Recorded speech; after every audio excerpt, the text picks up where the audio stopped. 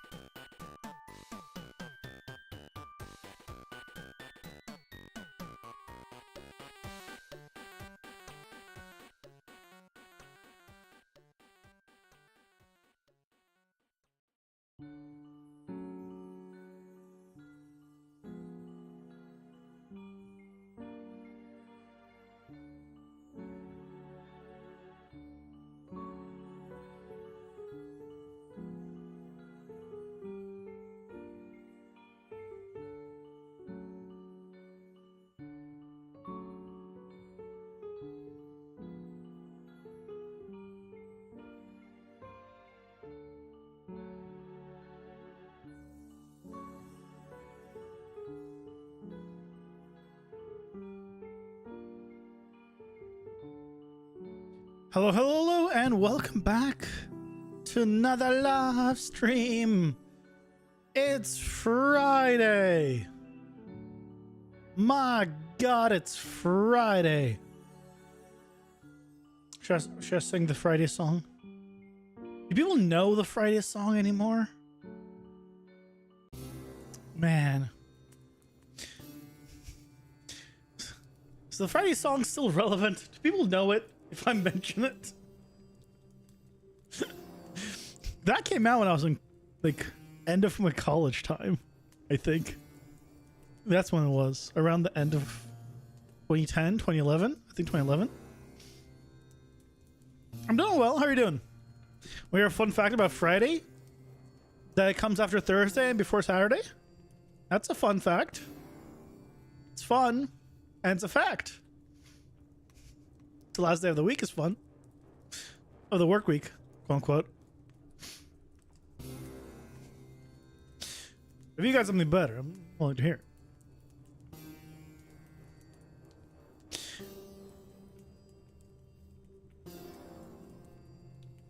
In Portuguese, Friday, sexta?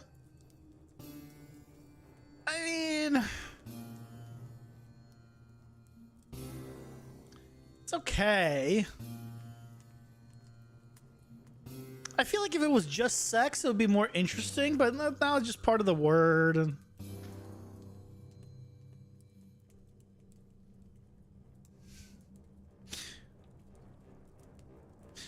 well, see, now it's more interesting. Hashtag sexto is now sex to you. Is a little more interesting than sexta. Now it's sex to you, which I think is better. Yeah, that's a lot better. Yeah, see, that's more amusing. I think the original word sex is not as interesting as the hashtag sex to you. That's a lot better.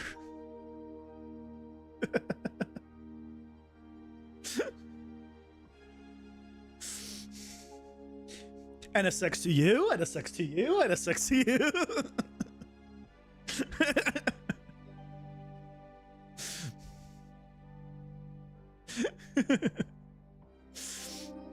Yeah.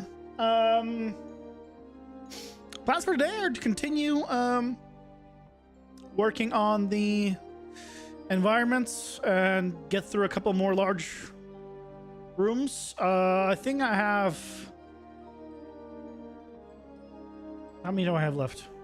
2 large rooms?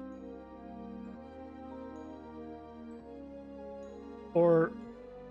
Let's see. Let me see. How many large rooms do we have left? Yeah, we have the largest of the large rooms. And then one more large room, which is this one. And that's going to be the end of the large rooms. And then we go back to the small ones. And the small ones are considerably faster to do. So probably today we're going to hit up these 2, hopefully, and then do the rest. I was also, one of the things I actually, when I posted the, what's it called? The post, the YouTube post that I forget the name of, the community post. I asked people what kind of tools or macros like people would want to see, and a few people have like asked about the ability of reverting a spline back to like its original shape. So if you had like a blueprint with a spline in it, and then you could like click a button and it would go back to the default shape, whatever it was. And I think I could set that up.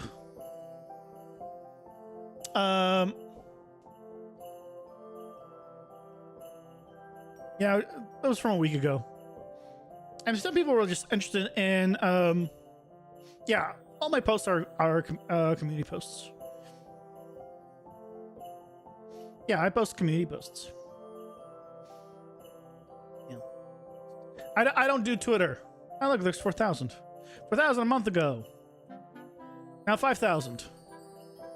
Although this is false. It's not a month ago. This is like almost 2 months ago. It's just average. It just doesn't round. But yeah, one of the things people were asking about is, or curious about, is an editor utility, which is to reverse the spline back to the default shape, whatever you had it at. And I think I could set that up and make it not only revert back to the original shape, but maybe you create some like templates, and then you click a button and it just sets it to be that template. And I'm curious if also I can set it up where I can do like keep the shape of a spline but scale it bigger or smaller.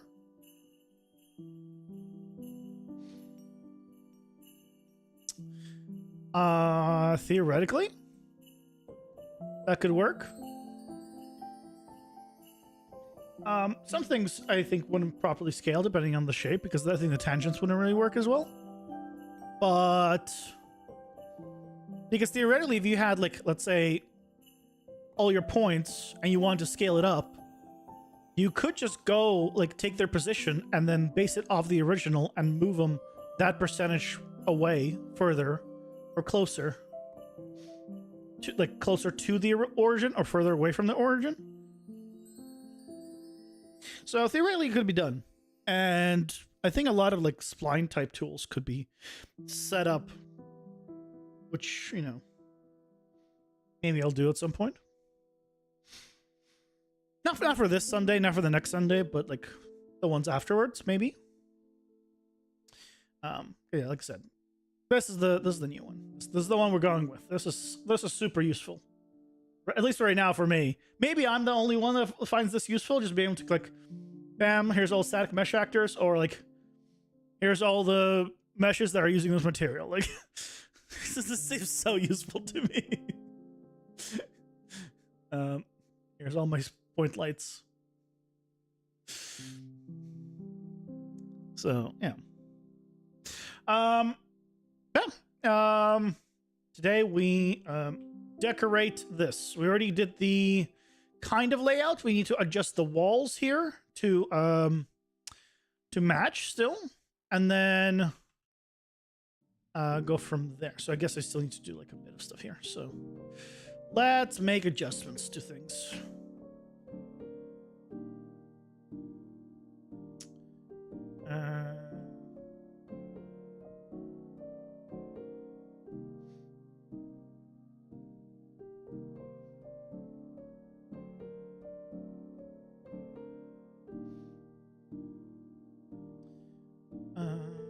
Why are you? What?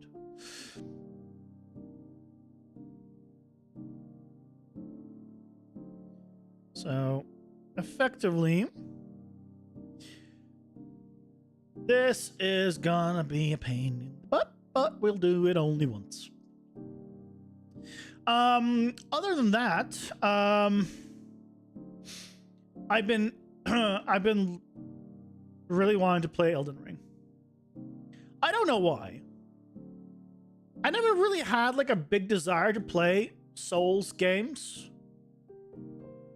And for some reason, I randomly got a desire to play Souls games recently. I don't know what happened. I don't know why. But it happened. And so I guess I should listen to that desire. If for some reason,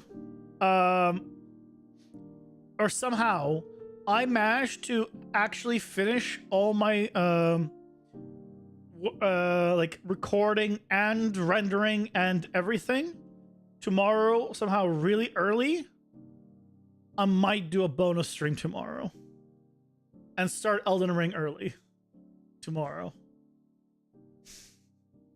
That is very much assuming that I finish all my stuff.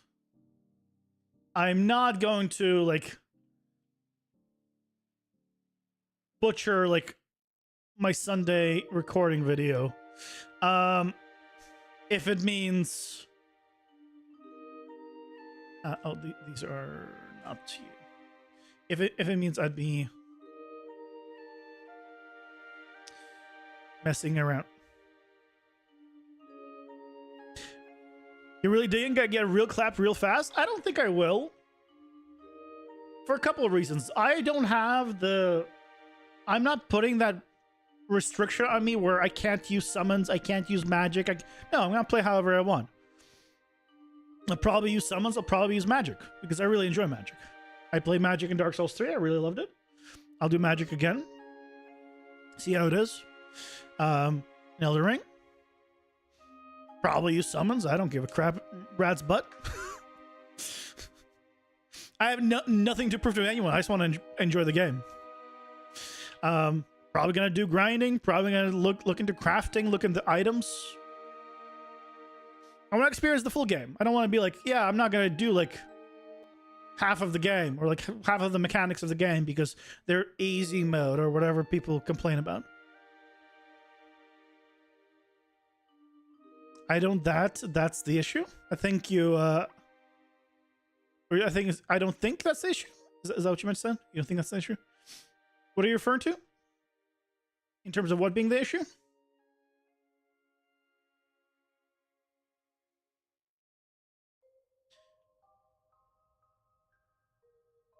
Why is...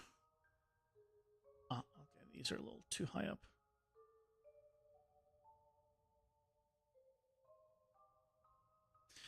Are you? Oh, you are too high up.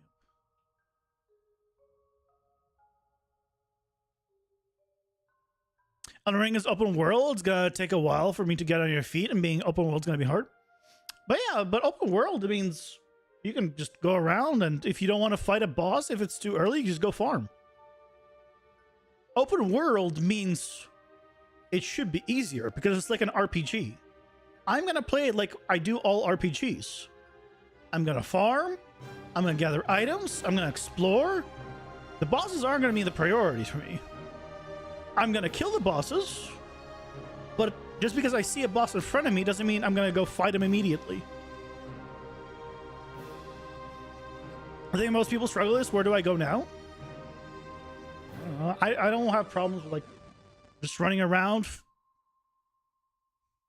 So like again, I will die, absolutely. I just don't think it'll be as bad as for some, just because I'm not, handicapping myself basically. Okay.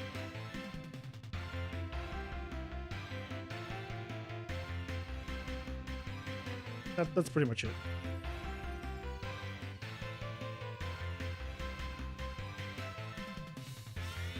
Okay. That's good.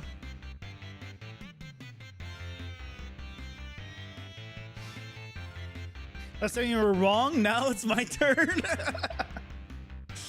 I mean, what do you think I'm wrong? I'd be wrong about? I admitted that I'm gonna die.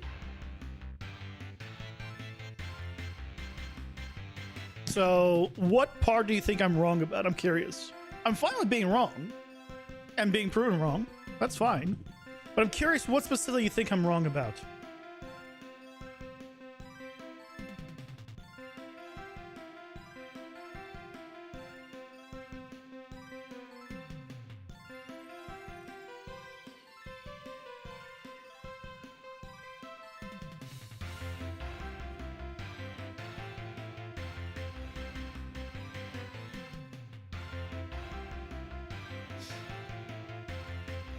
Oh, you think I'm gonna get clapped?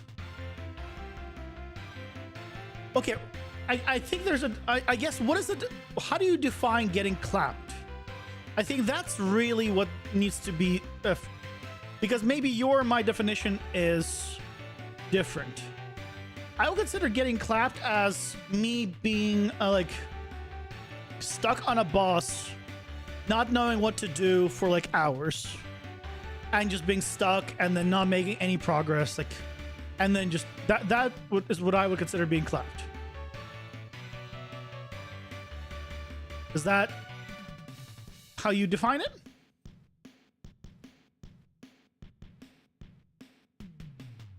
Or something else?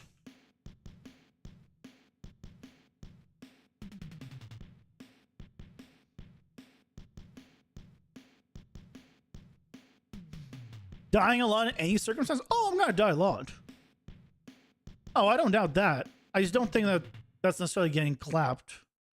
But again, that's why I asked, because it depends on your definition of getting clapped. In a sense. But I'm definitely gonna die a lot. I'm probably gonna forget to look around a corner when I see an item on the edge. I played Dark Souls 3. I played probably, I think, halfway through Dark Souls 2. So I know about hey, if you see something too good to be true on the edge of a cliff and there's an item there, probably look around the corner. There's probably a guy hidden there that's about to like throw a grenade at your face or just jump out at you to knock you off the edge and kill you. Like, I'll probably forget about that sometimes, and I'll die. That is almost for sure gonna happen.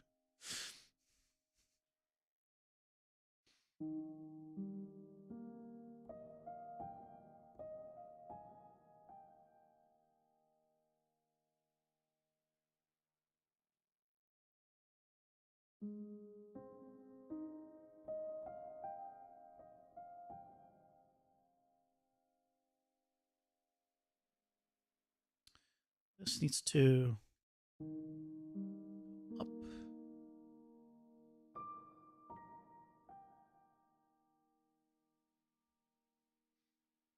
Most likely, I will not be stuck on a boss for too long, because if I get stuck on a boss, I will probably just go and stop trying that boss and go out and farm or change my build or something like that. Assuming that I understood the boss and I'm just not doing well, I don't mind changing my build at all. So.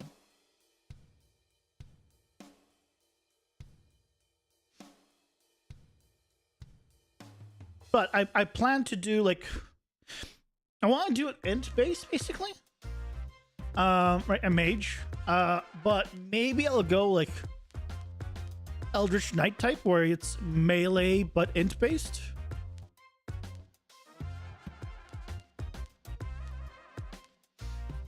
You don't know much about Elden Ring 2? I've seen people play Elden Ring. Like, I'm not going to 100% blind, but at the same time, I'm also. Is this wall entirely like sticking out? What's going on here? Oh, this is sticking out. I've seen them play, but I have no idea where they are. And just because I've seen like what some bosses are doing doesn't mean I'll remember it, nor can I execute upon it. It's the same thing. You can watch someone solve a Rubik's Cube 100,000 times and then get the Rubik's Cube and not know how to solve it, right? Same thing. It's like, yeah, sure, you saw it. I watched, like, back in the day, I watched the entire series of Naruto and Naruto Shippuden almost all the way to the end. I think mine's like the final arc or something. And like, I couldn't do the hand symbols or whatnot. Right? Like, so just because I saw something doesn't mean like, yeah, I know everything about this game and I know where to go. I have absolutely no idea where to go.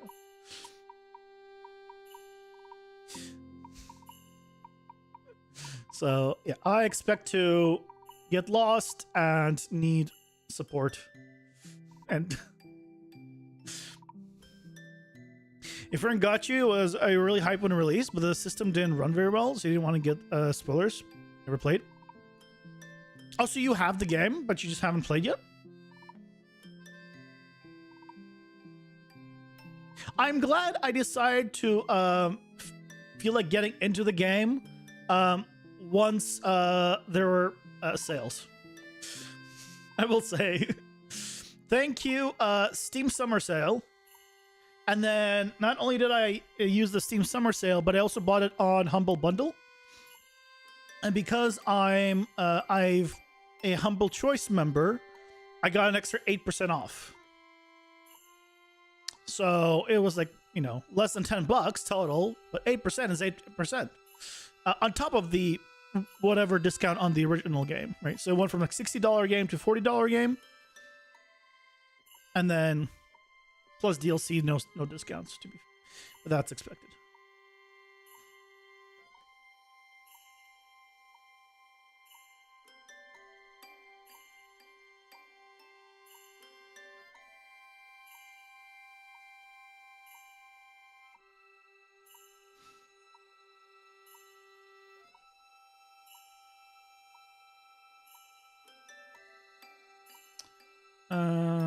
This is 180. 70. Ooh, these need to be at 0. Okay, this is at 0. Yeah, but the final price wasn't Canadian, so it ended up being 110 something instead of 119 something. So just under 8%, but that's because taxes, right, aren't discounted by 8% as well. So it really was like 7.5-ish probably percent extra discount. So I'm like, yeah, I'll buy a Humble Bundle because Humble Bundle gives you the Steam keys. So I just still redeem on. Yeah, I got the DLC as well. I mean, might as well buy both. Like, realistically speaking, if I'm gonna play it, I'll probably, play it the entire thing. Usually I never play DLC because by the time that I end up playing the whatever game it is, basically the DLC hasn't come out, and then sometime later the DLC comes out. But because of that, I'm like, I'm done with the game already. Like I said in the past, like I have a hard time coming back to a game after I start playing it, but this one I'm just starting to play it, so I see no reason not to get into the DLC as well.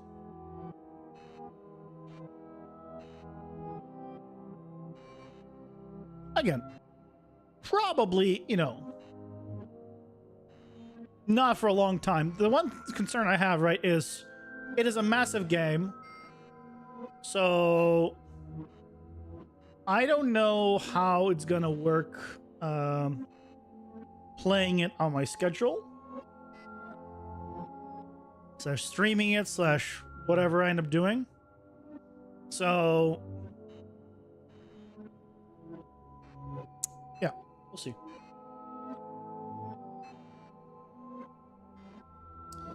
We will see.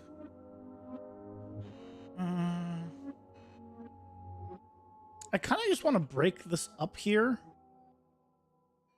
just to not have this.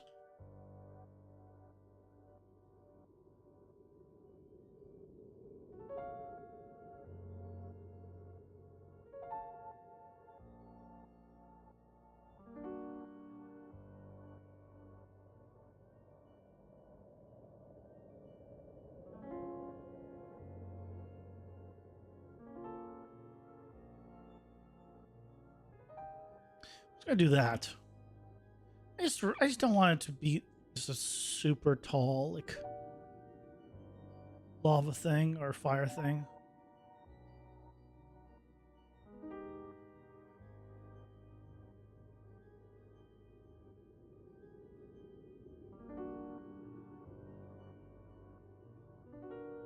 There we go. So now we have. It's interesting how that one. Why do they?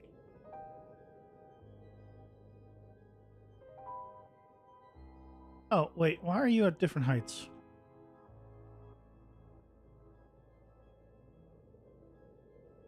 Oh, you guys are slightly into the ground here.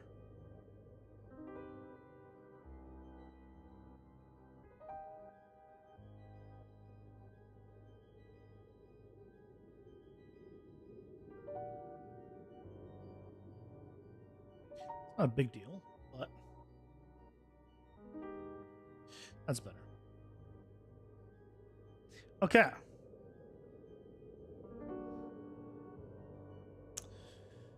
There we go. Okay, so now we can start putting in. Oh, wait. Did I miss this? I missed that. I missed that.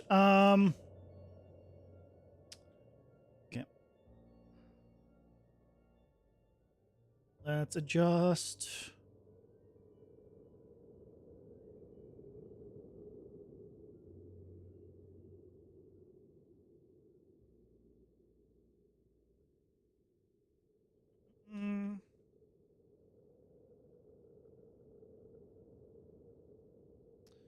Yep. And now we need these.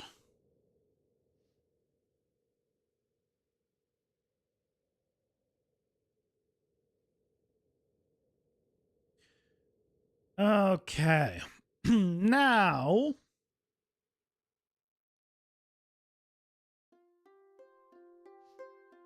let's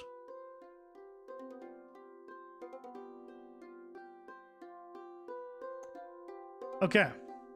Now let's do the decoration. Excellent. The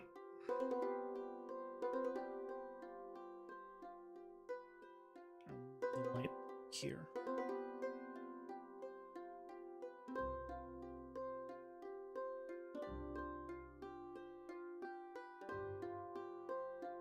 The game plus DLC is costing 75 Canadian dollars here.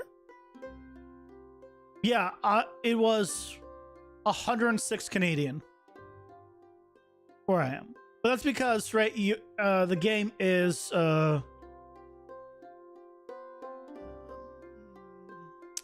adjusted for your not currency but country, I guess. I forget the term for it. I forget the term for it. 75 is still expensive, AF? Yeah. And here it's 110. Yeah, regionalized. Yeah, regionalized price. Exactly, that's the word.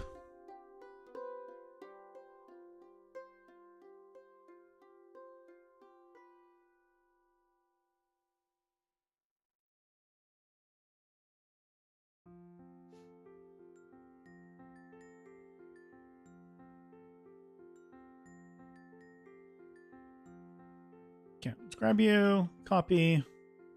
I'll grab you. Does it matter?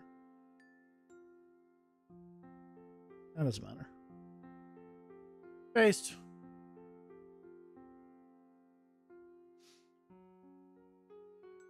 What is the minimum wage in Canada?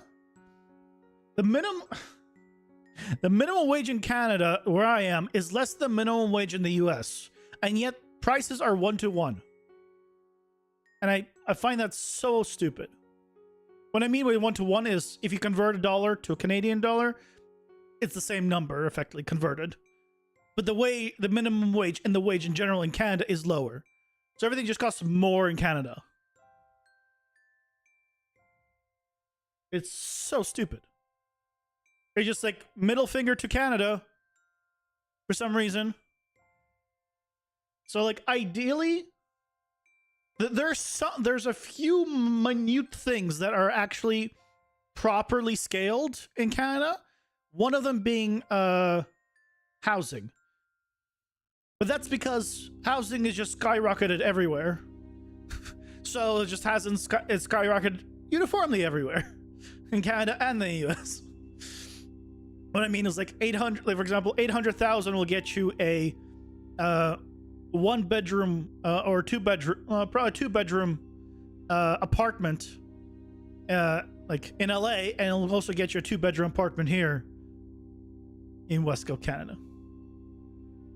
Give you the number? I don't know what the number is. I don't remember. I think it was like $16 Canadian. I don't know what conversions and everything. But there again, minimum wage is becoming $20 in the US for fast food, and it's like 16 Canadian dollars. I don't know what the conversions are, but it's less because that's not even counting for conversions. Per year? No, I don't know per year. We do everything per hour.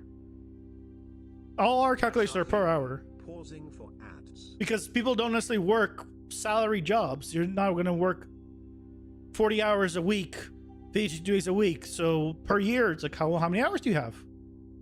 You can't do a per year calculations when you're doing minimum wage work. You're not even exactly going to be working every day, right? That's just the territory. But yeah, those kind of calculations don't work.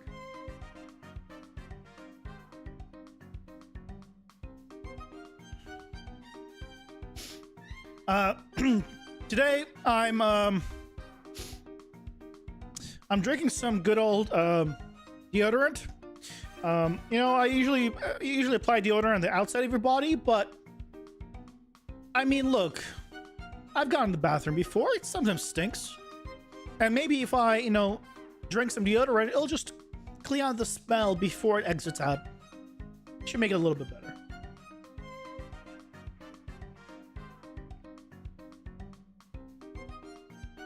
I mean, you can Google the minimum wage, but you gotta need to convert it all to a uniform currency. Because, right, because Canadian dollars aren't the same as US dollars, aren't the same as, you know, Brazilian dollars aren't the same as, you know, euros aren't the same, right? Just because, even if they all say 16, for example, that doesn't equal 16, right? Everywhere. So you would need to convert them all into like a some kind of world currency. You're not taking consideration of US dollars. Why? All the prices in like if you're going to be comparing minimum wage, especially in Canada, everything's kind of compared to US dollars, because if you want to buy a car here, it's 1-to-1. It's 1-to-1 with the US. This is one of the stupidest things. Again, I've gone over this multiple times. A job in Canada for a 3D artist, like a senior 3D artist, will be, let's say, $135,000 in the US. 135,000. Well, that same position in Canada will also be 135,000 Canadian. 135,000 US is 180,000 Canadian, approximately. That's a big difference. But if you want to buy a car in Canada, it's going to cost you the same as it would be in the US. So it would be, let's say, a $50,000 car would become 80,000 in Canadian, because it'd be 1-to-1 conversion. So now you're paying for that same car more money compared to your percentage of your income. Why? Why? That's so stupid. I don't understand. Why did they think this was a good idea? I don't know if they thought it was a good idea, but just in general, like, why do they think? Why don't they localize like pricing? I mean, I get why, because they want more money. But I don't know why no one complains. I guess it's the better thing in Canada. Everyone's like, yeah, it's fine. It seems. Rule 2 in Canada, minimum wage is $2,000 a month. But you're now assuming a certain amount of hours a month. Is that reasonable? For $2,000 a month? I'll tell you this, I couldn't even afford where I live. My rent is $26.52 for a 1-bedroom. So you tell me if $2,000 a month is reasonable. If when I 1-bedroom apartment that I'm in is $2,652. Assuming we're both talking Canadian dollars. And by the way, I checked recently. I got my apartment in 22. I checked recently. I can't even find an apartment for like less than 3 something now. By the way. It's crazy.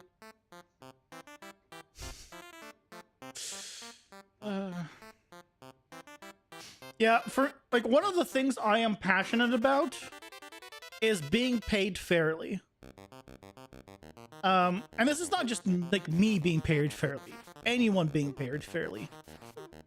If you're doing the same work as someone else, you should be paid the same amount.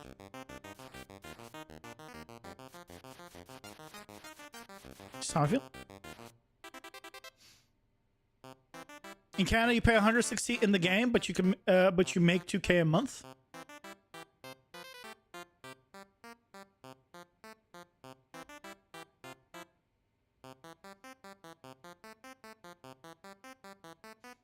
Here, the game costs 300, but the minimum wage is 1,300.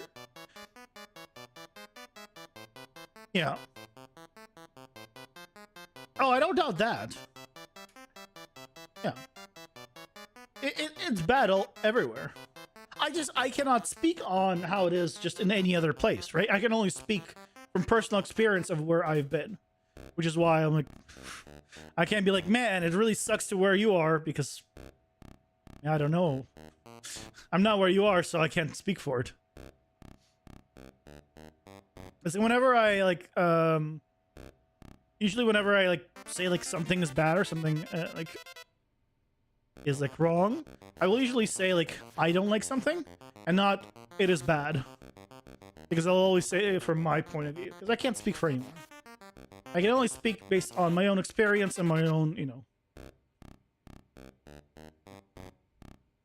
feelings on the matter. So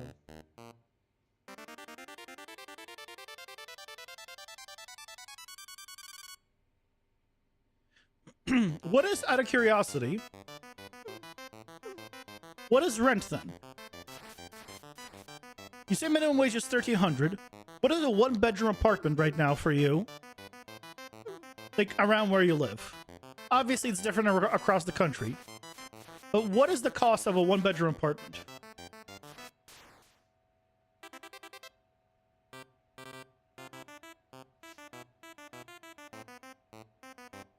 I'm curious.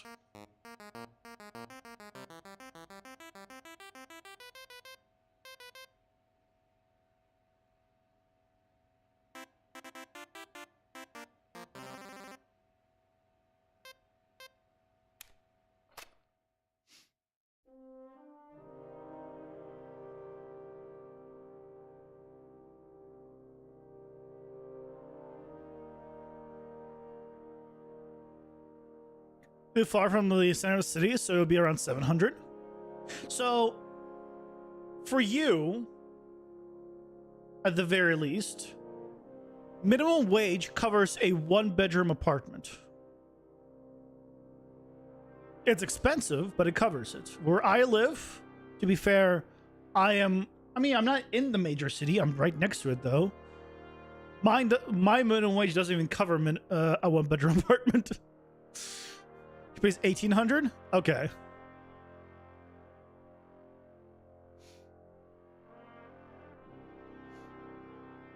Okay, so that's probably they're probably more of like my equivalent then.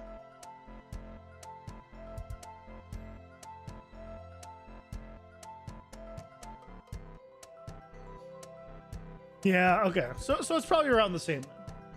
It's the same bullshit everywhere, basically. Same bullshit everywhere. Is the moral of the story.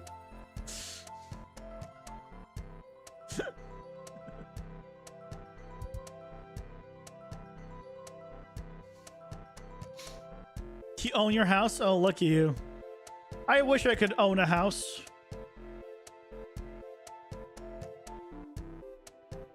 Wouldn't that be nice? Owning property.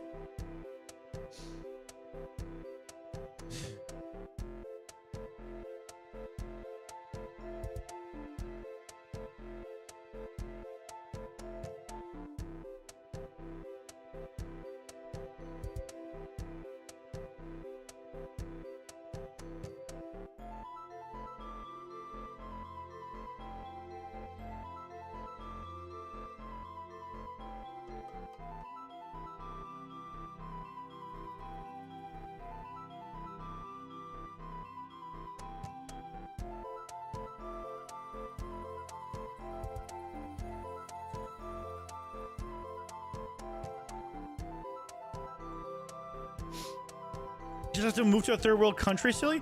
Well, no. If you just move to a third world country, doesn't mean you'll have the money to live there. You're assuming that someone who moves to a third world country already has money or an income that is coming from somewhere else. If you just move to a third world country, right, to work and live, then you'll be in the same position as just have originally been in a third world country, right? So you need to have an income not from a third world country while living in a third world country. Basically is right the quote unquote ideal scenario if you want to be rich, all in quotes. Ever seen a friend work in an international company? You assume you do the same? Yeah, I'd like to work for a U.S. company. So that'd be my ideal. I think I get taxed twice if I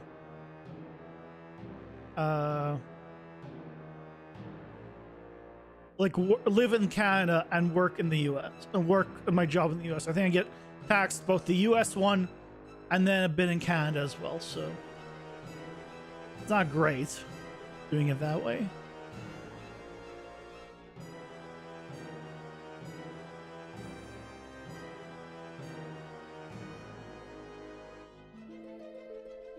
But I think it's potentially better than living in the US in general. Not in general, sorry. Like in comparison.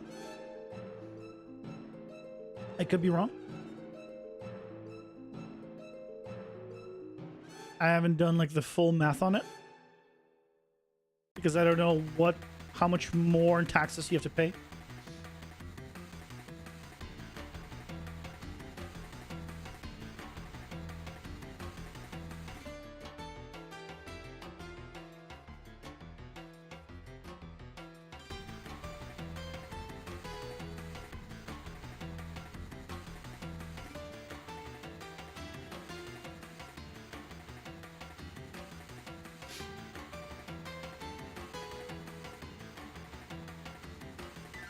You get taxed too, but you get taxed like a company.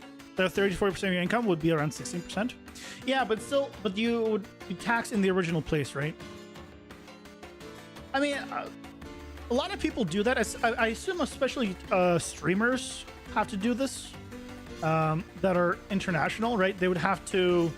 So the way I believe it works when I looked into it, and again, I can only speak from I think the US and Canada how it works. It might be different in other places. From my understanding, again, I haven't gone through this myself yet, is if I live in Canada and I work for a US company, I get taxed in the US. I pay those taxes because I'm a US citizen. So I would file taxes in the US.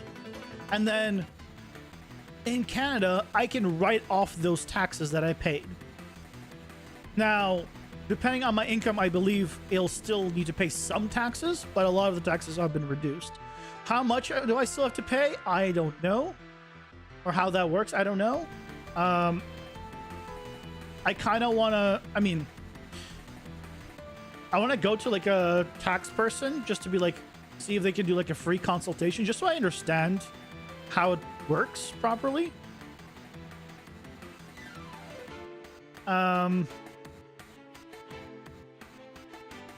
But yeah, it's a mess either way. Like,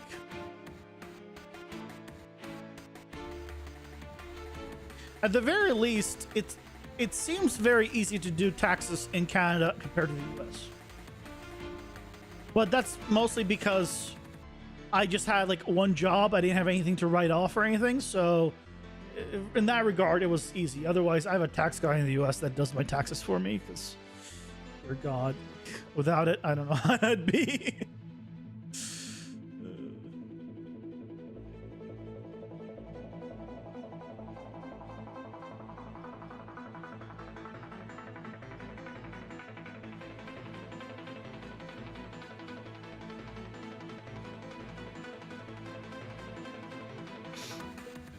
Here's messed up too. Yeah. Some places around the world are nice where, you know, you have to pay taxes and they'll just tell you, yeah, you have to pay this much. And then you pay that much and you're good.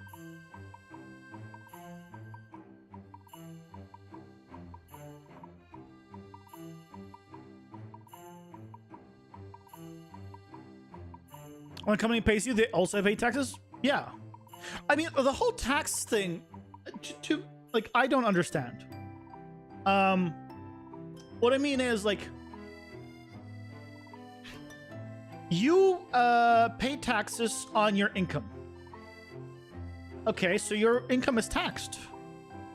But then you also pay taxes when you do grocery shopping, but you already paid taxes on your income. So why are you paying taxes again? And then you pay taxes on, you know, everything. Everything you do, you pay more taxes. But you already paid the taxes on that money. Why are we being taxed on the taxes, on the taxes, on the taxes? I don't understand it. Why is the taxes not just a tax and then that's it? You've paid the taxes, you're done. That money has been taxed.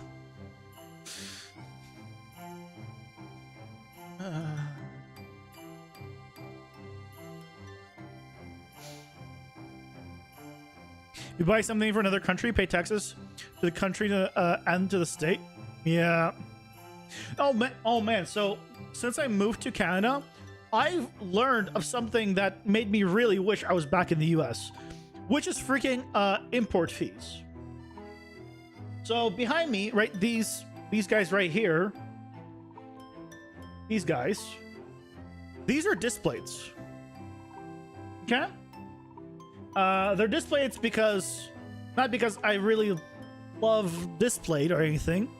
It's just because this is an apartment and I cannot put holes in the wall, so I need some way of hanging things that is safe, that I can just remove. I had to pay import fees to get them into Canada. And they were expensive as hell. I've never once in my life had to pay an import fee in something in the US. No matter where it came from. That was the first. That was like, what the hell?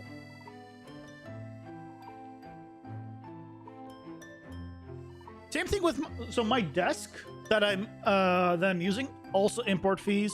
Like, there's just import fees all around, like everywhere. And this is not something I've ever had to pay. Even like when I would order things like from other places in the US.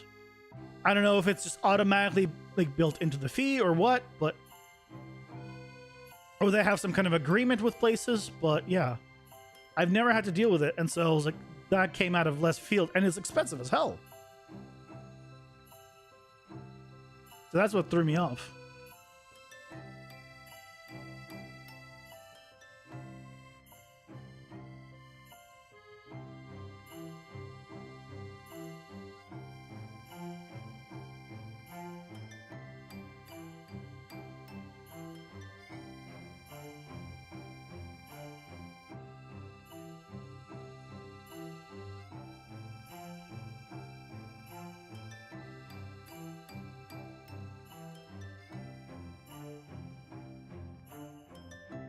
Yeah, my desk was actually super expensive, but I was like, I am hoping to stay in Canada for a long time, so I hope it's worth it. And so I pretty much bought my dream desk.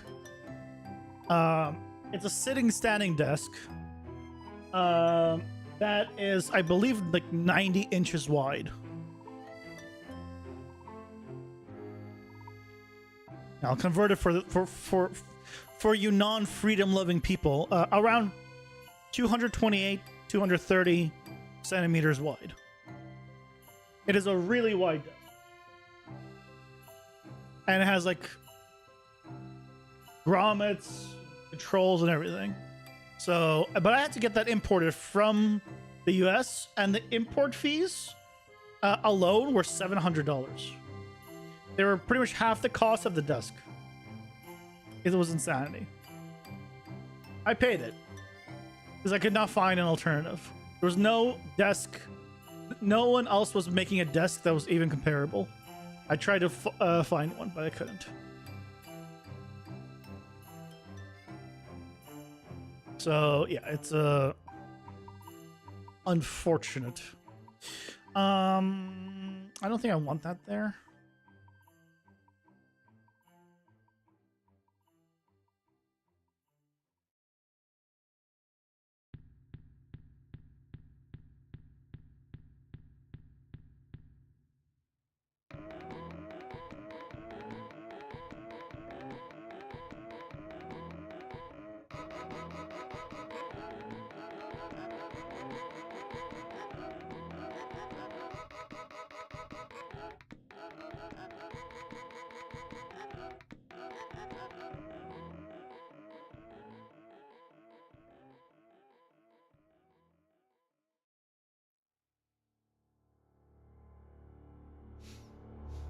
$1,000 iPhone costs $1,600 here. A country we make $280 a month. Jeez. Wait, what do you mean 280 a month? Didn't you just say earlier that you guys were making $1,300 on minimum wage? Wait. Wait. Yeah, the minimum wage is $1,300. You said that earlier. So what do you mean the minimum wage is now $280 a month? Oh, okay. So $280. You're talking like US dollars instead of your own currencies. 1,280. Okay. Got it. Okay, I wasn't sure. I thought you were referring to still your own currency. That makes more sense.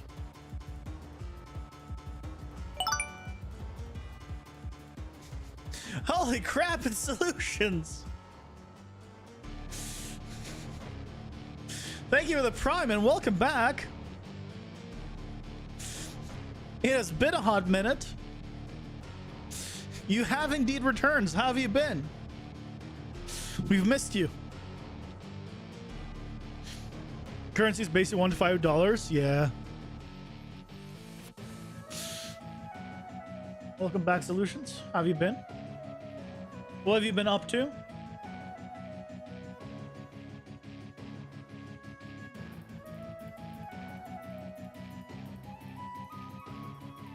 Tell us of your fun and exciting adventures in your time away from here.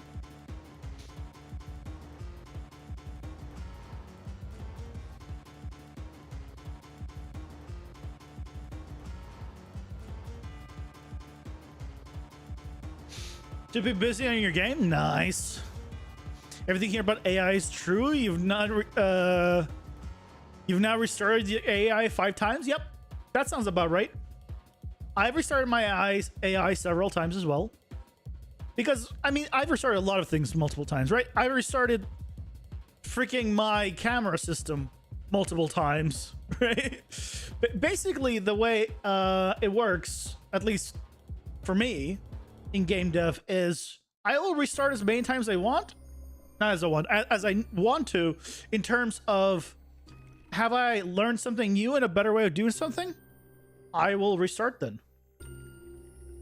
I have no, like, desire to force myself to continue doing something that I have learned a better way to do. If I now know, like, oh, I can do this better and faster if I just change some stuff, I'll just change it. I don't mind.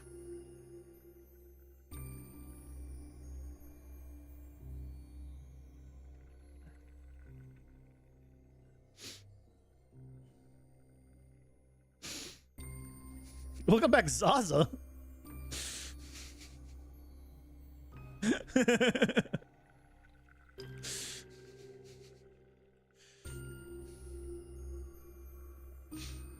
But I'm glad you're continuing to work in your game.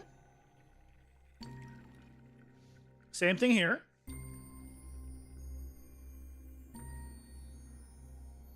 Continue to work.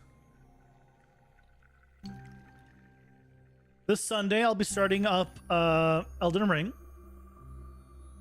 We'll see how that goes.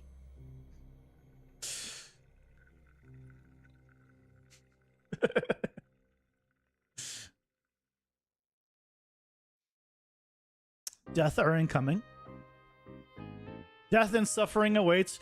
I wonder if they could ever introduce Twitch integration into something like Elden Ring, or how that'd work.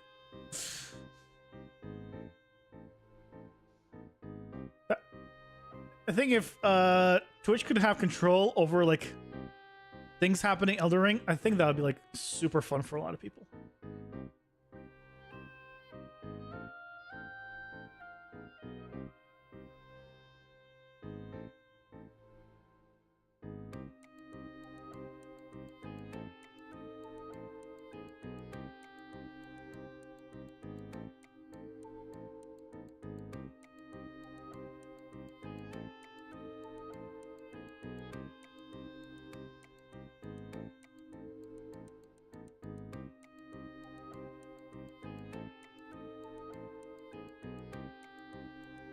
Here's a little thing here. You guys are making me feel guilty. Elden Ring, yeah, I got it. It was on sale. For some reason, I've gotten the desire to play. I've gotten the motivation to play for the first time ever. And so I'll be stirring that on Sunday. Maybe tomorrow even. But that entirely depends on if I finish my recording and editing and everything for Sunday's video. So I'm not, promising tomorrow. It's entirely going to be, if things work out in terms of time allotment and stuff, then I'll do it. But otherwise, no promises.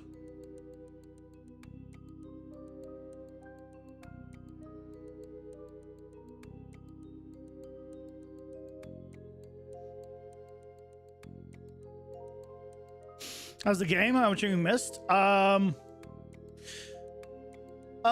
me show you. It's probably gonna be weird if this level loads in. But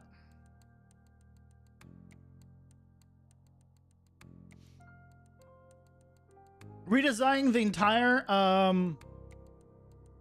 of course I didn't get any of the ones I've been building. Come on, give me good ones. A good start. Still waiting for the update on Dungeon Architect. Hopefully it's gonna come very soon. Come on, give me a good one. Okay, sure. So, as you can see, it's a lot more zoomed out. You can see like very far down. The rooms are considerably bigger now. We have walls that move up and down depending on where you are. The rooms themselves are significantly bigger. when they load in, right, you have quite a large area. Oops. I figure out what's causing the performance hit there. That's probably because I'm loading in a lot of stuff right now in this. Oh yeah, this is like a great view.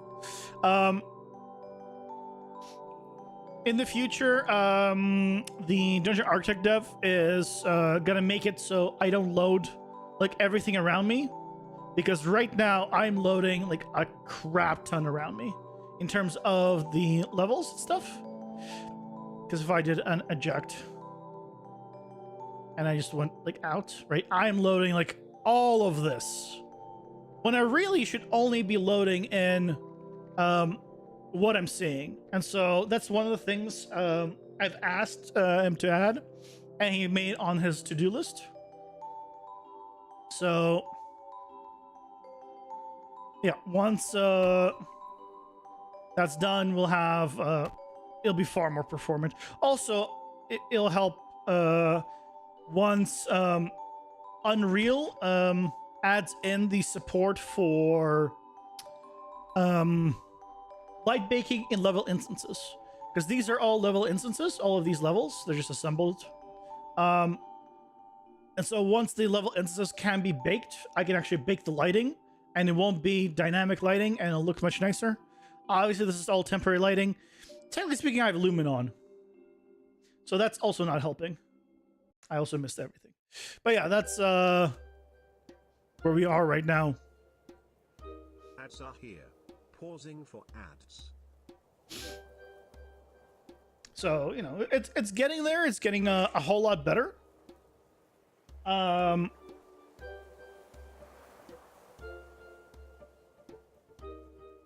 It's getting a lot more interesting in terms of like navigating around, which is pretty big.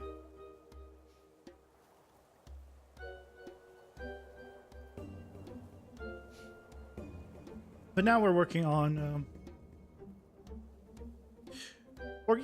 setting up some decorations in these levels.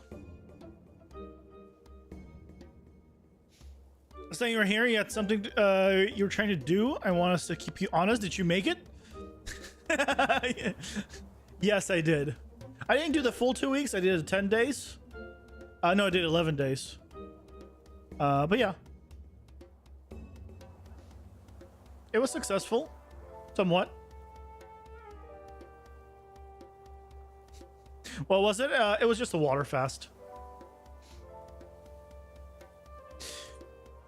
They're just hard to start.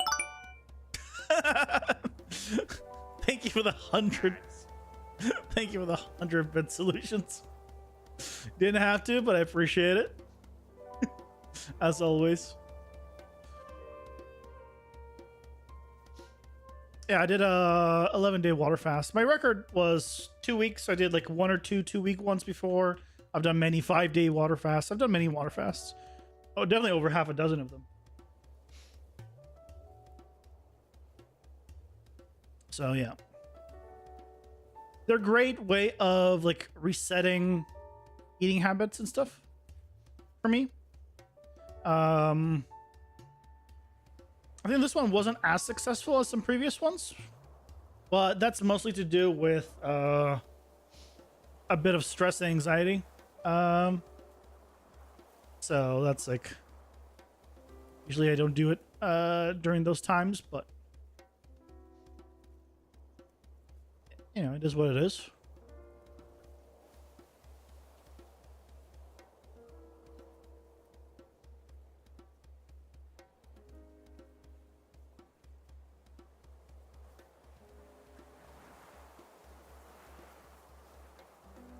Other than that,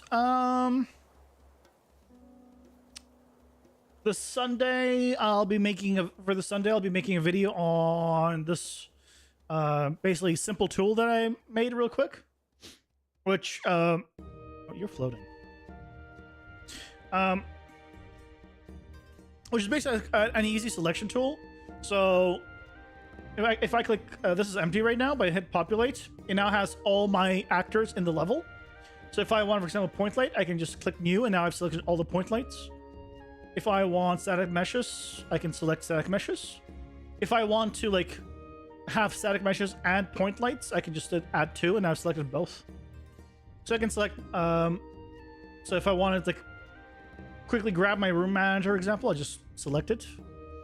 And I can also, like if I want to select like every single one of these platforms, they're using this material. I click the object, click select by material, and there you go. They're all selected. Or if I want to select multiple, like I want to select the walls and the floor, but not these, I can just select both of them and click select and click this button, and bam. Now I have just those 2 types selected. What asset is that? That's not an asset. That's a editor utility widget. I'll be making a tutorial for this this specific one for Sunday. I got tired of going through my outliner, right, and just finding or typing in, right, room to get my room manager every single time. Then I'm like, okay, I need to make just like a little selection thing to make it easier for myself. And this stays, like I've docked it, so now this stays here and it automatically loads up even when I close and reopen the editor. So yeah, it makes selecting things so much faster. I might add another selection where I basically select in a range potentially.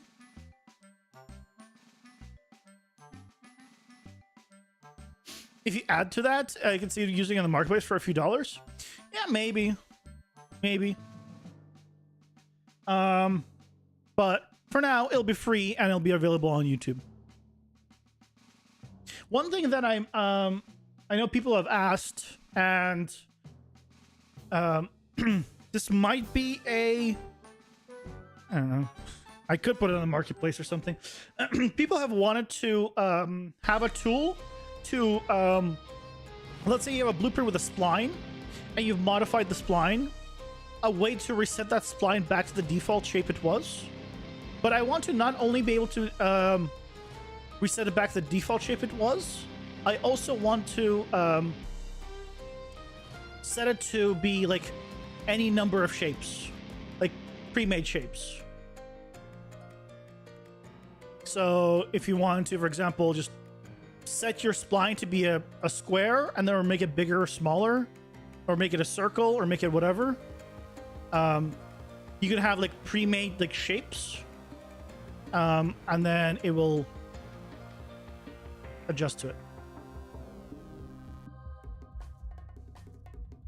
Hey, Backer, welcome in. Welcome. Talking high for Brazilian? Hello. Or are you speaking specifically to Gagatsu?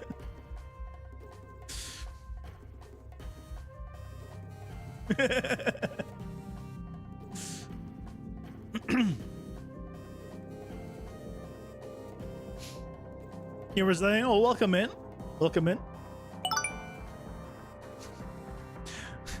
Holy crap, Solutions. Thank you for the 105 bits.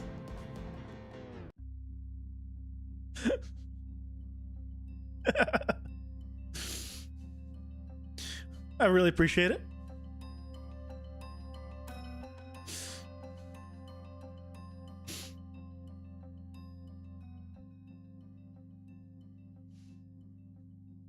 Oh yeah, so Zillusion, since you do a lot of bits, I don't know if you saw Twitch added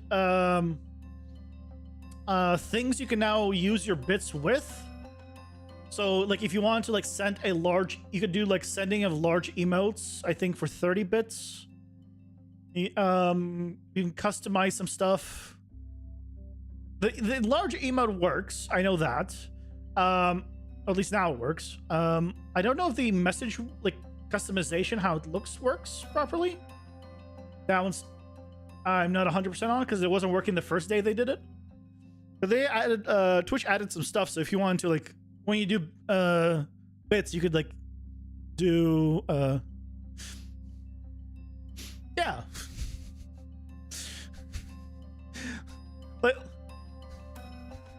Like those on-screen celebrations and the and the emotes. Thank you for the thank you for the bits. That is a very large dino.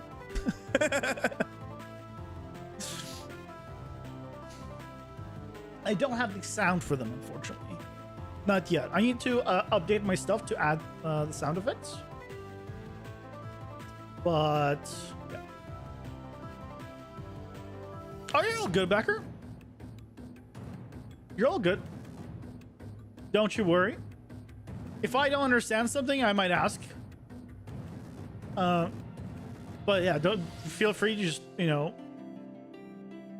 explain it. A lot of people, you know, are not English first language. That's fine. Nothing wrong with that.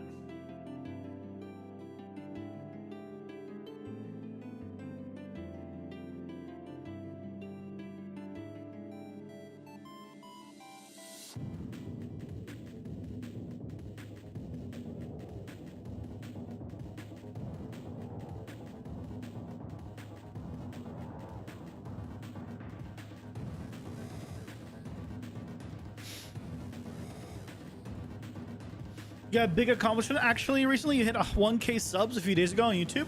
I'm at 22K now. Nice, grants.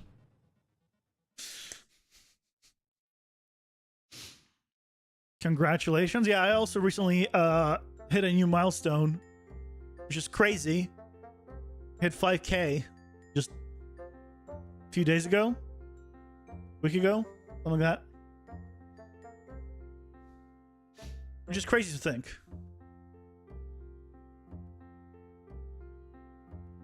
Halfway to 10K. I think that's my first like large goal. 10K. If I can get 10K, I'd be like super pleased. Because I you know, that's like that's a very large amount of people. You see my channel getting big with BCG, to be honest. So I don't know. So I have, right, so the PCG tutorials, right, will do well. I don't think I will become big if I stick to just PCG. And I won't stick to just PCG. That's why I'm going to be doing a tutorial on like this as well. But I feel like if I stick to just tutorials in general, I will never get to be like a sustainable, like, let's say 100K channel. I don't think it'll happen. Because at the very least, I don't know any, and you can show me one if you know one, or tell me who it is. I don't know any YouTube channels right now that are making Unreal tutorials that are getting, you know, good views at 100K subs. I actually don't know any. I couldn't find one ever. So I think if I wanted to, like, I would need to like change up my content significantly, or not change up, but like do non-tutorial stuff as well.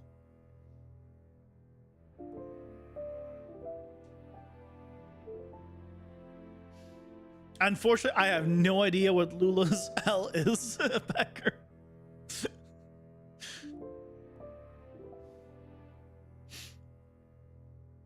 Your devlogs do good for the first month and then die after.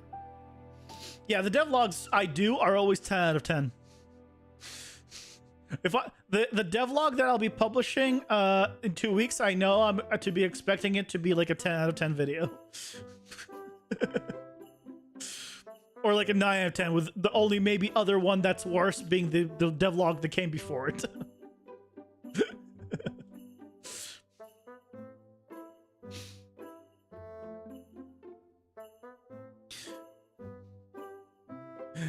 Yeah, people don't typically care about the devlogs and stuff.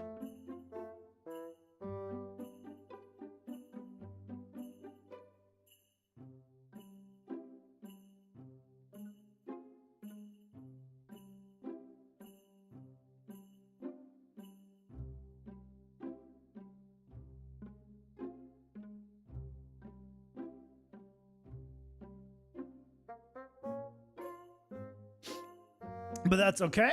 You know, I push them out because I want to. They're like for me and for people that are interested in like streams and just the game I'm making. And I think in general it's just good to make them, because later down the line, if you know people start getting interested in the game, they can see like, hey, where did it come from? Was this guy like honest about continuing to work on the game, you know, and stuff like that. So if I want to ever make a Kickstarter or something, I'd be like, hey, look, here's me working on the game this entire time. I'm honest about, you know, working. This is where it's come. This is where it's gonna go. So you can see, you know, like yada yada yada. So right, so there's benefits to it.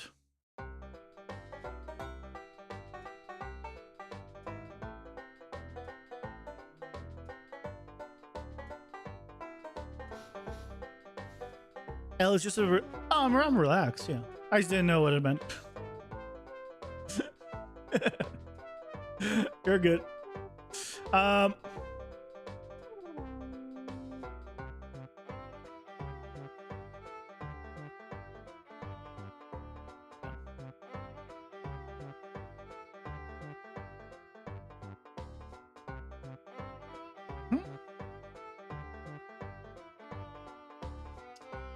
Okay.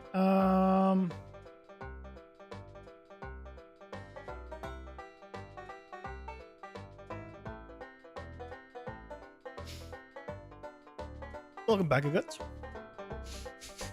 If fellow Brazilian has appeared. Yes.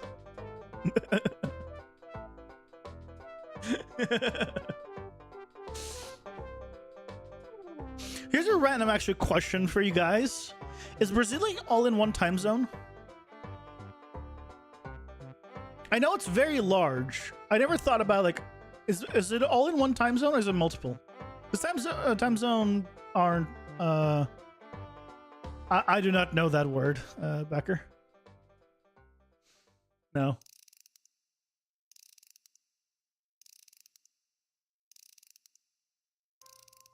One state is in another time zone? Just one.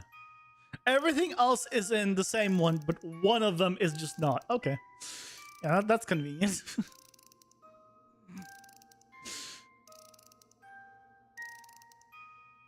Okay, this is not bad. Open area here. Yeah, okay. I don't know how. I think I want to put something here and something here. Maybe I'll put some kind of maybe like a little bit of something here.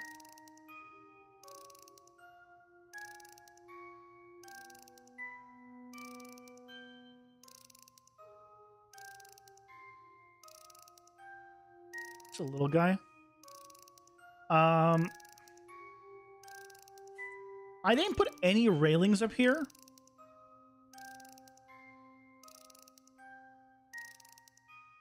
I think I will. I think I will put some railings up here.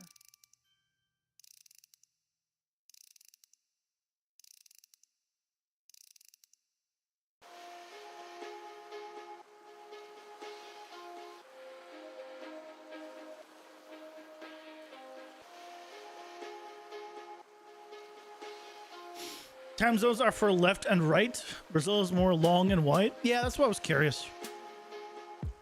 How's the jump hunt going as well?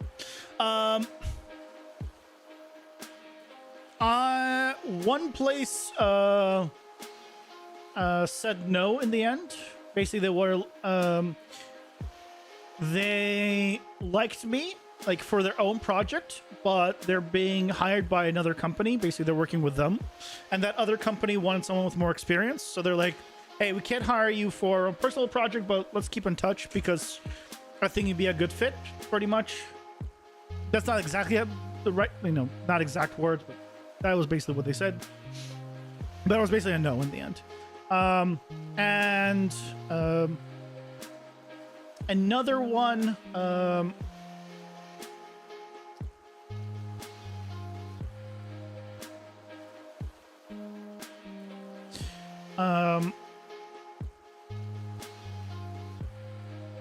Another one was still up in the air. Not still up in there, but like they're still debating or deliberating or something. Basically, the last I heard from them, which was a day ago, a day or two ago. I think it was Wednesday, or maybe it was yesterday. Might have been yesterday. It was basically they're still working on a few things, and I should be hearing from somebody about like the future steps. So I'm assuming that either more interviews or, and hopefully an offer. You know, that'd be nice. And so the one that fell through was the game company, because they want someone with more experience. But that's kind of how I understood it when I interviewed with them as well. And the one that is still, you know, being figured out is for virtual production, which is what I did previously. And for that one, I think like I'd be like an amazing fit for them, because pretty much when I did the interview with them, they're like, we need someone that can do X, Y, Z. And I'm like, yeah, I can do X, Y, and Z. I did that in my last job, literally. And I can also do A, B, C, D, and E. And if you want, I can also expand on G, X, and, you know, whatever else, right? So it was basically a, hey, they asked me, like, can you do X, Y, and Z? And I'm like, yes, and I did the yes, and thing. We're like, yeah, I can do all that, and I can do all of this. So I think it went really well. It's just a matter of, can they somehow find someone better, a better fit, which, because it's virtual production, I think is hard. Is the company that you're hoping they would afford? Yeah. But I gave it my rate, and hopefully, you know, they'd be like, yeah, this guy's worth it, because there's very few people that would fit virtual production. The problem with virtual production is this is basically, you're looking for film people that have game experience. That's rare. Have a good night, Becker. Thank you so much for stopping by. Hope you have a good night's rest.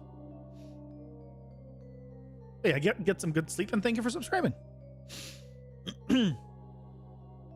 Right, so virtual production,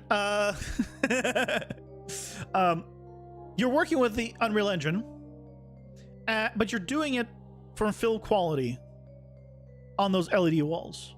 So you need to be versed in both film and games. And basically, if you're in film, you're typically doing the old school film stuff. Holy crap, solutions. Thank you for the 55 bits. And if you're in games, you probably don't want to do virtual production, because you probably don't want to go in film. That's why you're in games. So it's kind of those, it's an in-between field where it's hard to find someone that knows it and wants to do it. Right? So the pool of people is just considerably smaller. Not to say that like everyone there is like there's no one there, right? No, it's just you have less people to choose from. That's all. So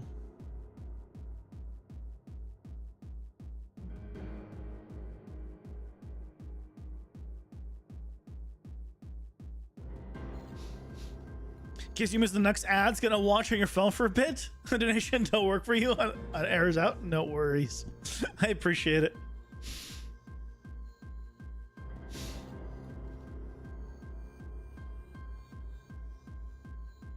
That was a weird chat experience. I do not sympathize. What?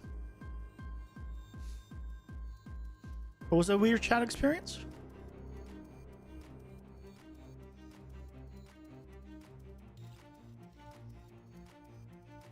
Did I miss something?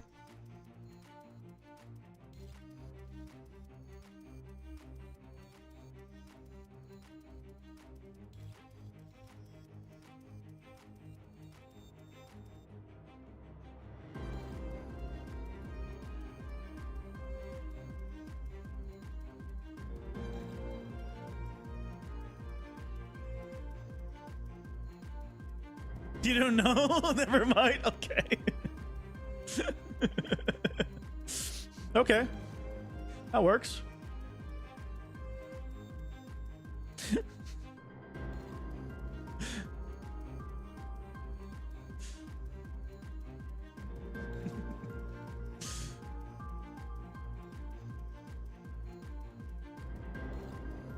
Oh yeah, I want to put thing here.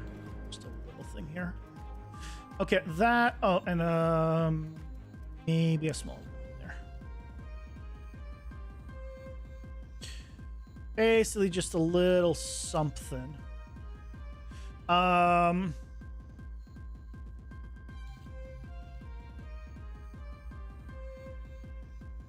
so that should be better now. That's right. So you have a decent amount of space, a little more open in this area. We have this where you have to go around. And this is the more narrow kind of walkway here. So you have plenty of areas to get knocked down and stuff. Or knock someone down. This is all looking good. I think, yeah, now that feels a lot better. And again, if we wanted to, we can just jump across.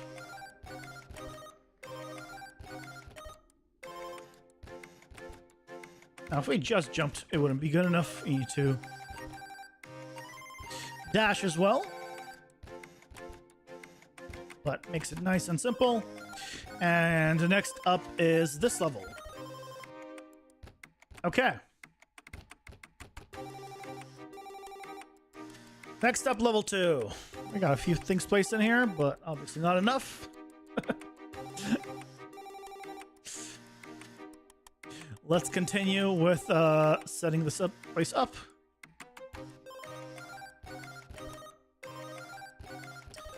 I really want to... I almost want to pause and just create the tool to just select things based off of distance from the selection.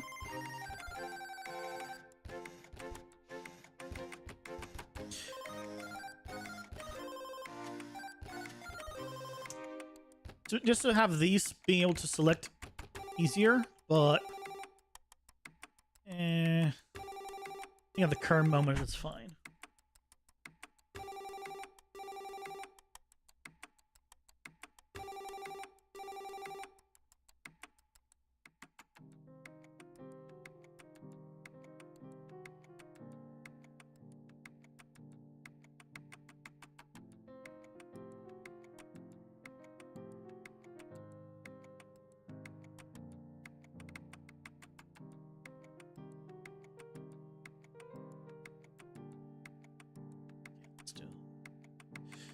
Do that.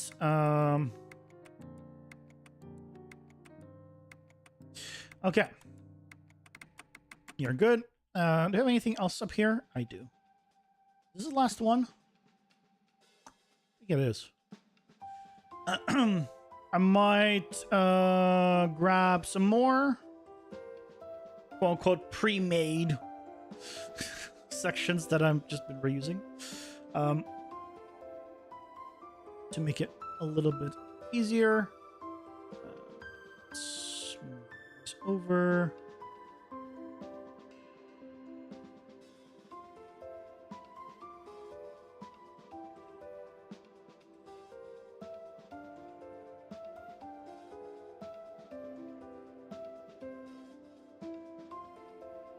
I'll probably put a let's do some railings in here actually.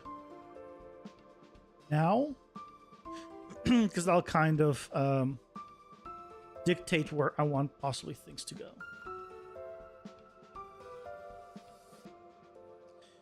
because I'm thinking a little bit of a railing here.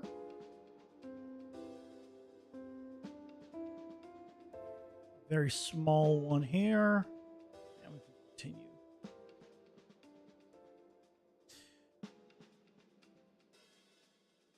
And I'll kind of end it.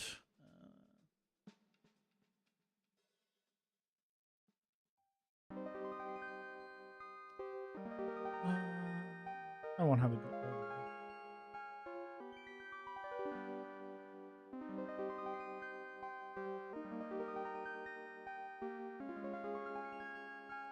Okay, do I want railings on the side though? I do, just a little bit.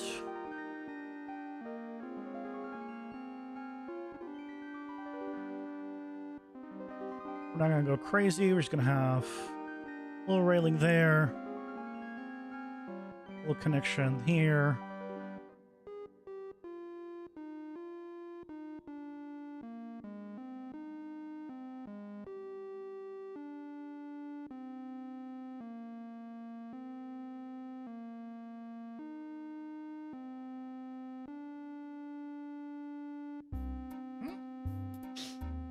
Okay, and pausing for ads. that's them. And I think maybe a little one kind of around here is pretty much all we really need. You made it. You already gave bits before for it. I appreciate the 50 bits.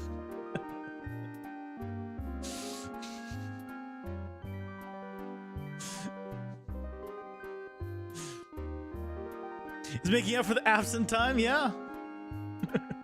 Clearly. Clearly.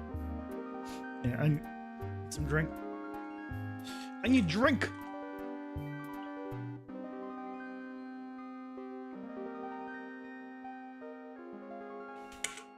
Man, more bits.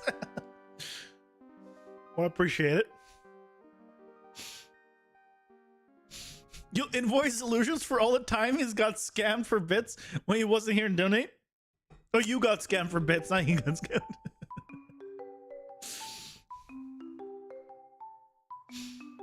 Well, I mean, Delusions managed to, yeah, quickly get back into second place. Considering it's near the end of the month, you know.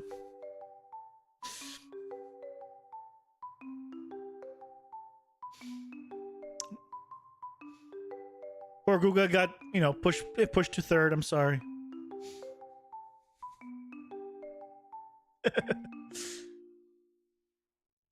I'm sorry for you.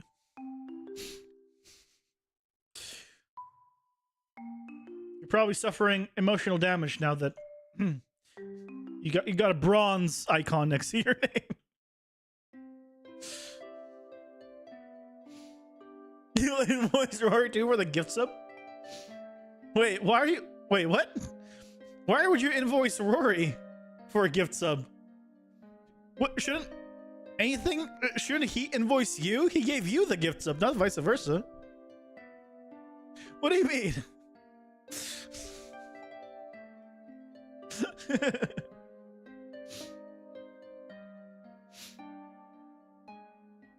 Because you gift a sub for someone so he wasn't here?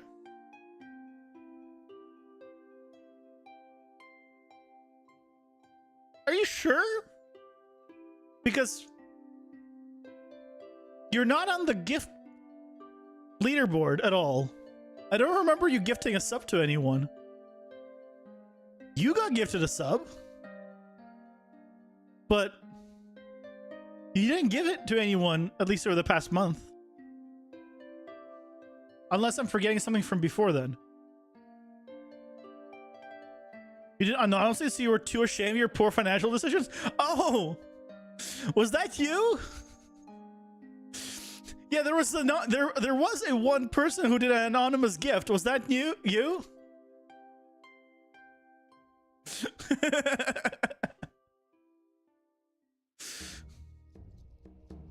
That was not... Wait, so wait. I I'm confused. You're saying it's you, but it's not you. Yeah, but I don't know which is the sarcasm of you doing it or you not doing it. I don't know which is the sarcasm anymore.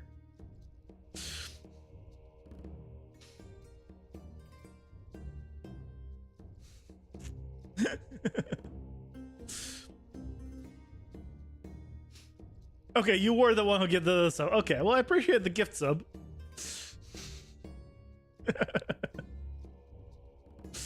That explains, I don't know why anonymous, gift subs are a thing.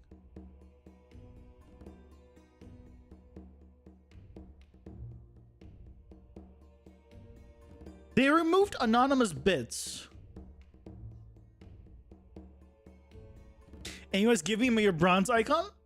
Oh, interesting. Actually, do you have a bronze No, you don't have a bronze icon because you were anonymous. So if they gave you a bronze icon, you would actually, it would reveal who the anonymous gifter was. So they literally can't give it to you because you were anonymous.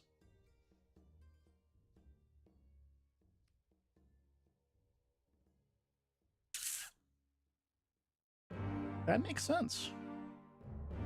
Oh, you have the bronze icon for the bits. I see it. What do you mean? It's right next to your name.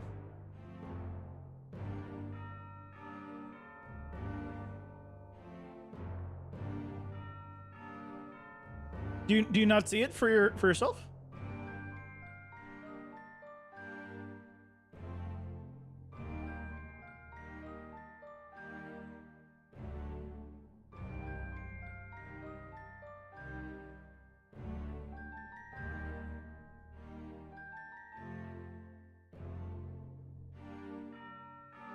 You see it? Okay.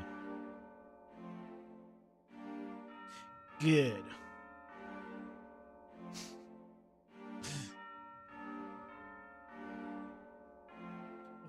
With how jank some of the things on Twitch can be, you know, I wouldn't be surprised if something was like not quite working. I was gonna, you know, gotta check.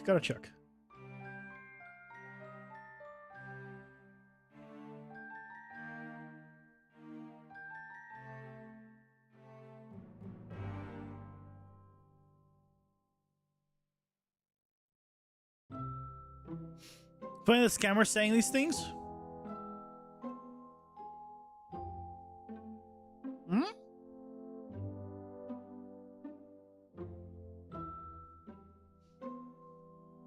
Are you trying to say you're a scammer? Is that what you're trying to say? I mean, we already, you know, you already admitted to being a stalker. So, I mean, if you want to admit to being a scammer too, I mean, I guess it's okay. You know, there's worse things to admitting to. But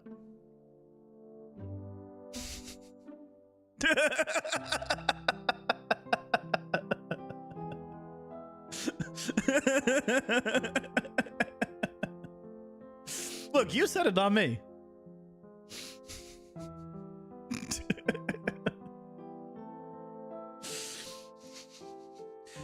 Just don't make the dyes of embarrassment a literal thing. It's okay, you know? It's gonna be okay. We'll pull through. Everything's gonna be fine.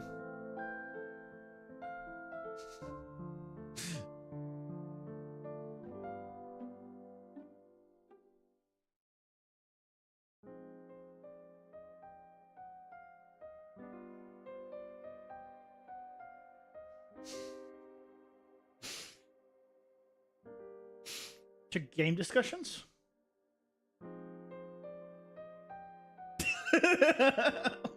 What game? Is this 7 ways to die? Or 7 days to die? Not 7 ways. 7 days to die?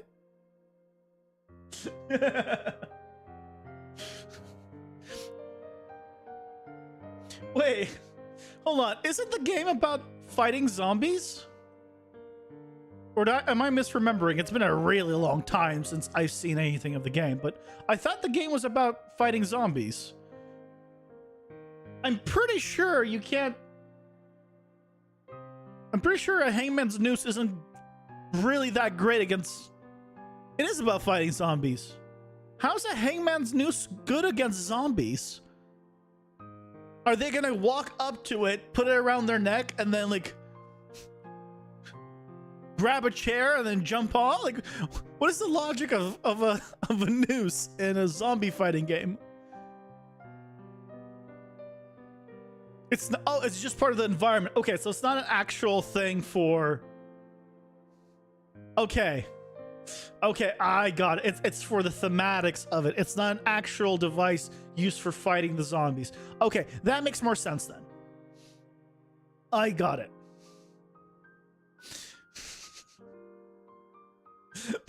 That makes a lot more sense.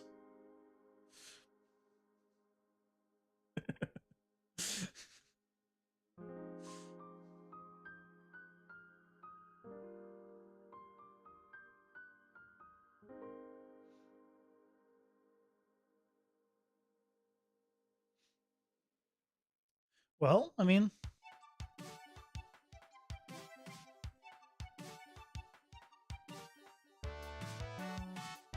I feel like you would do a great job on a game with that theme. I'm just saying.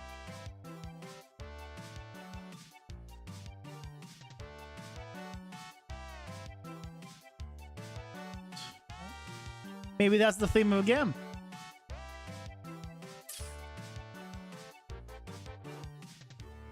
Could be quite interesting.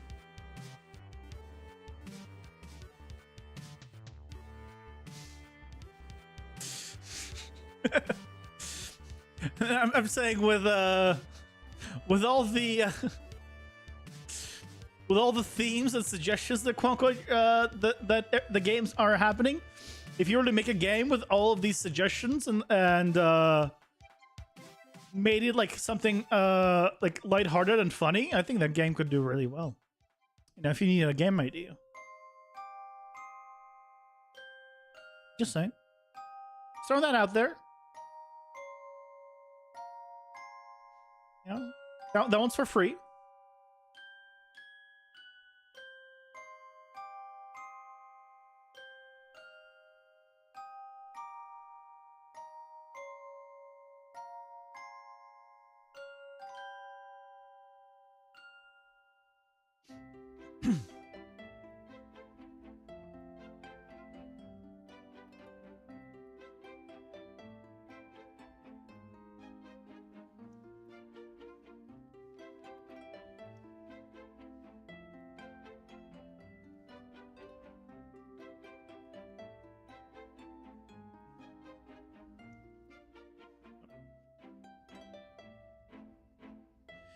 You goodbye. You let's make taller. You let's make shorter.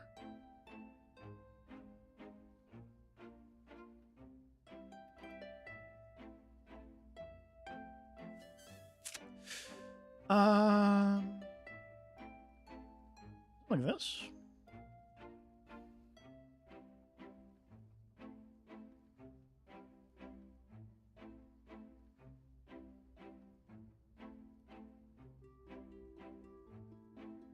Yeah, let's go with that.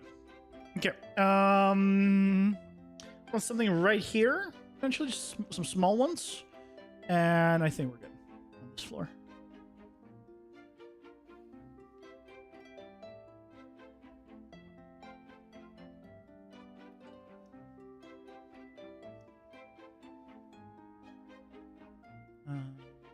Maybe just here. Whoa. What? How did I manage to flip my camera upside down? You're not supposed to be able to do that.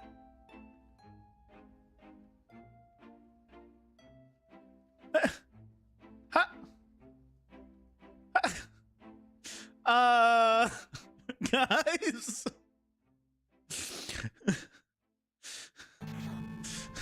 Um, um, was it? Uh, oh. How did I manage to gimbal the actual camera? I somehow managed to gimbal the actual viewport camera. I've never seen this happen in all my time using Unreal. I didn't know this was possible.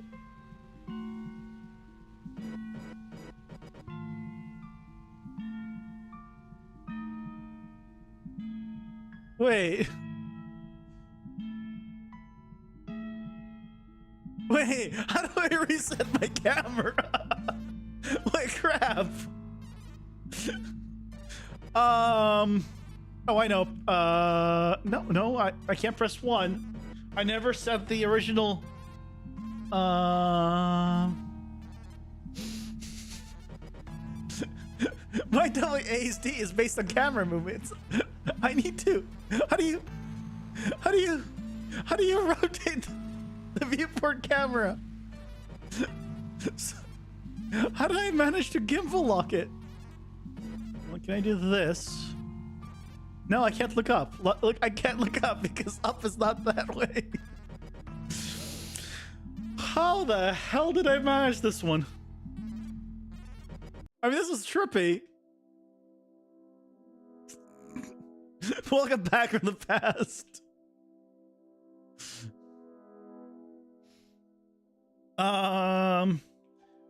Reset viewport camera.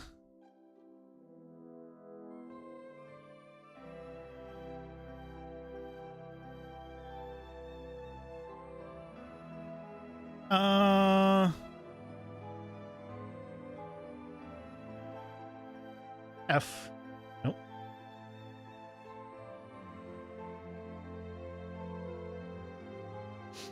They said you just select something in the viewport and focus it, but no, that doesn't do it.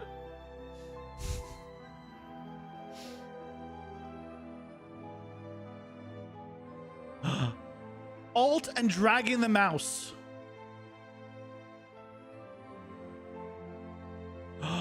That's how you do it. No, that didn't do it. No. Oh, okay. I figured out, so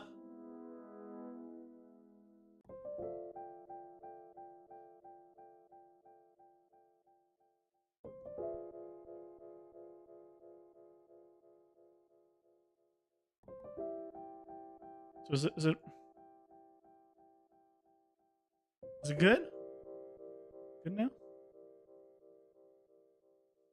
I think we're good. So if you hold Alt and then you left click, you can rotate like around, and you can rotate any way you want, which means you can rotate to upside down.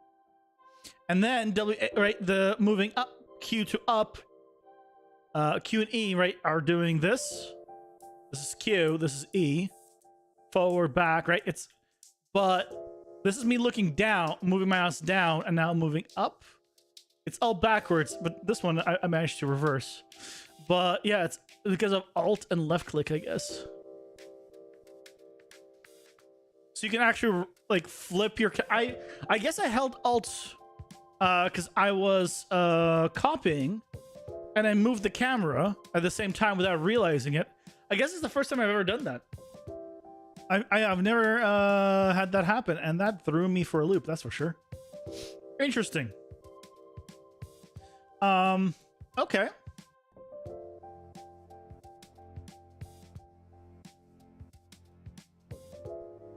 Well, now we know.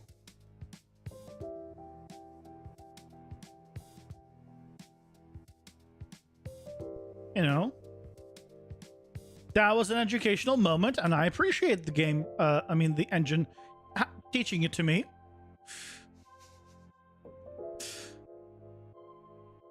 Gonna do a little something here.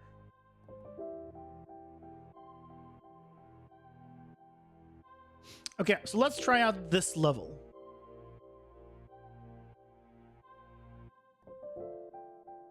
Okay, so we have a little thing we have to walk around here. Okay. This now, even though it's not actually diagonal, it feels a little diagonal, which is good. And then we have, yeah, this. I think this extra little bit breaking things up is good. Yeah, this is fine. I think this level is good to go. We're trying to make you transform your feelings into your work. Yes. That's literally what I was trying to get you to do. Because I think, one, it's a good, like, good way of channeling feelings into, like, something that'll actually get you to, like, possibly create something very interesting. And probably successful because of it. Because it's something very personal, and that's usually does very well. Yeah, that's exactly what I was trying to do.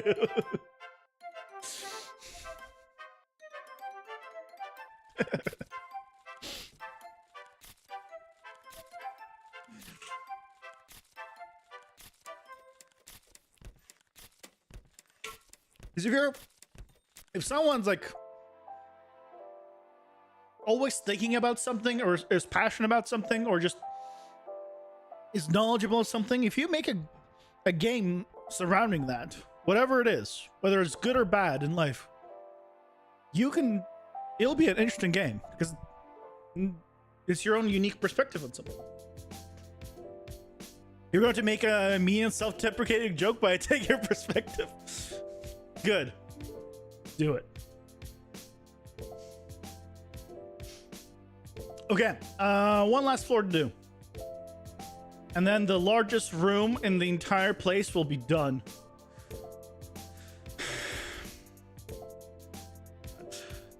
The one downside to this freaking massive room, this 3-story room, is I can't just press the end button because it won't snap all the way down here automatically. You can't snap it through things.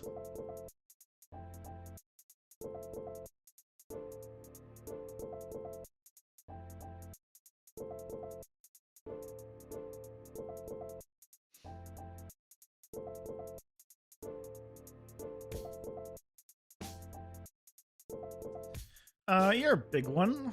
We have a place to... Why are you not selecting everything? Why are you not being selected?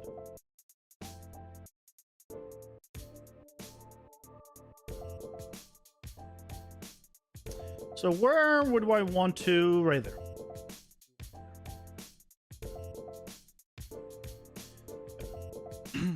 I want it for sure here.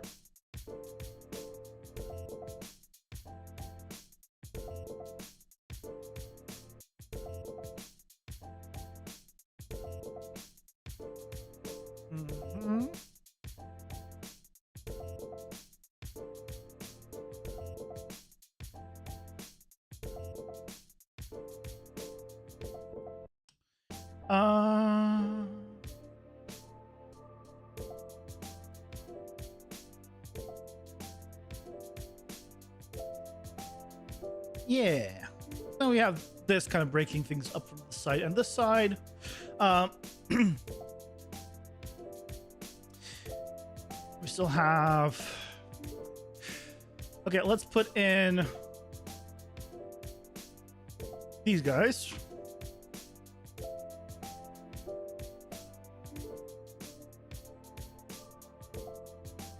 That'll help get things going. You know what? We can do the entire row here, but I don't want to go too far out.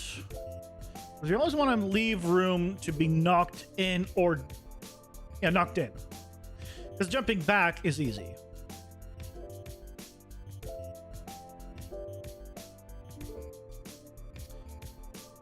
I will probably once we like get back into the like figuring out the gameplay and balancing and all that, I'll probably modify the lava damage / whatever material this ends up being, right? Just treating it as lava because this thing, you'll understand, to be possibly more damage to start with and less damage later on.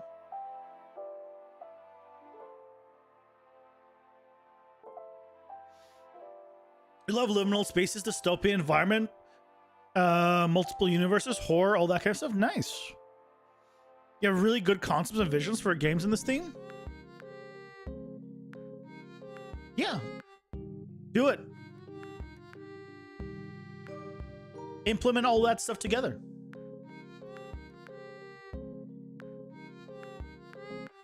You know, and remember, games don't have to have a happy ending. By the way, like, you don't have to have a game. I mean, okay, well, I say that, but I also played Cyberpunk, and God, I hated Cyberpunk. Like, I love the game. The game is fun, but like, God, I hate the endings. I played the original Cyberpunk. I beat it. I beat the ending, and I was like, I really don't like this ending. It was like, it just didn't make me like feel great. Like, just like seems like a shitty ending. And then I played the DLC, and it was so much worse. And to a degree, I almost regret playing Cyberpunk because of how sad the ending is. The game is so much fun. Everything about it leading up to the ending is like great. God, that ending's...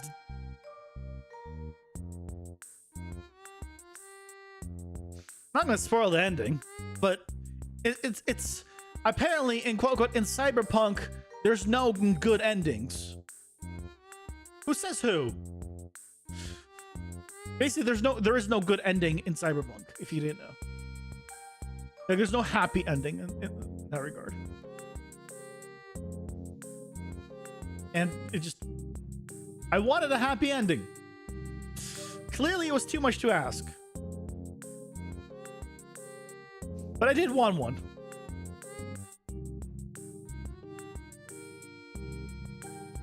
Relatable, yeah.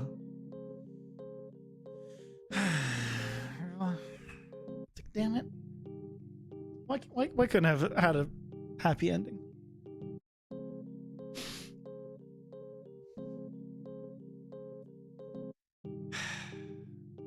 It's fine. It's fine. You know, I'd say I'll get over it, but I didn't get over it in the time between the DLC coming out and the original finishing, which, you know, took a few years. I didn't get over it. That's why I played the DLC more than anything. I wanted to get a better ending, and then CDPR was like, no, you're gonna get a worse ending. You didn't like that ending, but get at this the original ending. Well, you're gonna get an even worse one then, because screw you. That's basically how it felt.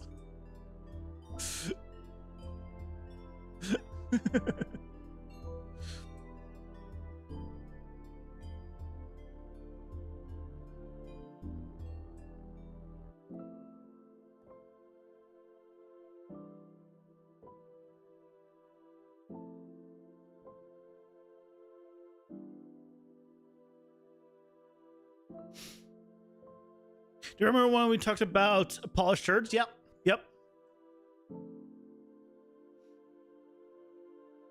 I think Cyberpunk was one of the ones I actually said as was a polished turd, where it looked really nice, but it was a turd on release. I think that was that was what I called a polished turd.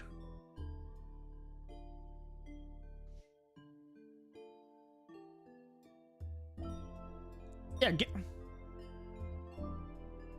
So the gameplay was really important. All that. Yeah. Do I know a channel called? No, I don't know Game Ranks.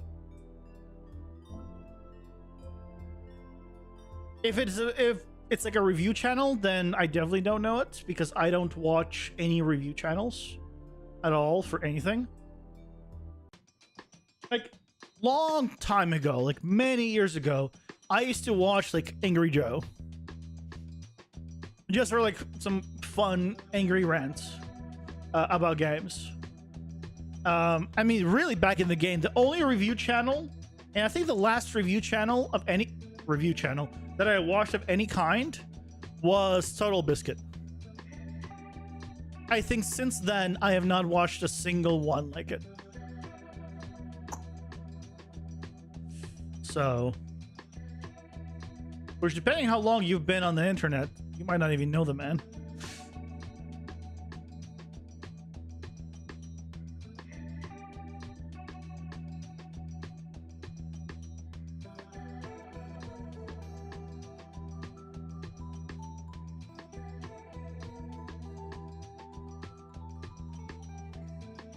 And if you don't know him, I mean, you've probably seen his face all over Twitch. It is the lol emote. That is his face.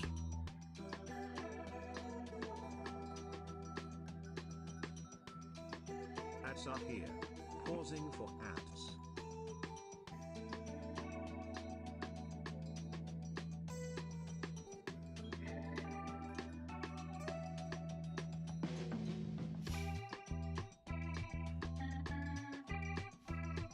And then after he released a video called 10 games that shows graphics over gameplay. Wait, really?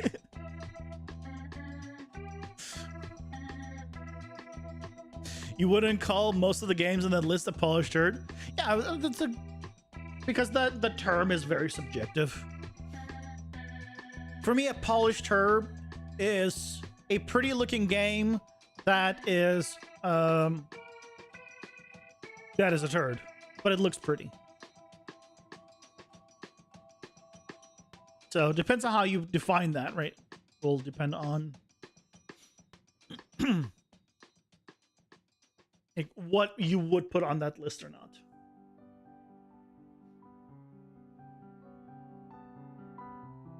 Was it graphics over gameplay? When we said the day, yeah.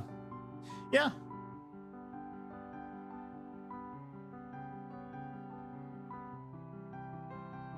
And in the end, right, you can have an interactive story with all, or interactive experience, if you want to call it that, if you wanted to, that has almost no game mechanics. There are engines that are designed for that, basically. Ren'Py, or Ren'Py, I call it Ren'Py, is an engine that is basically built for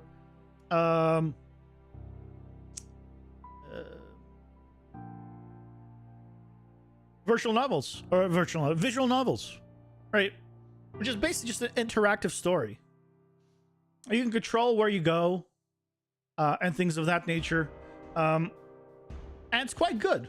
Like, it's very robust in that regard, but to me, that is an interactive story far more than like a game,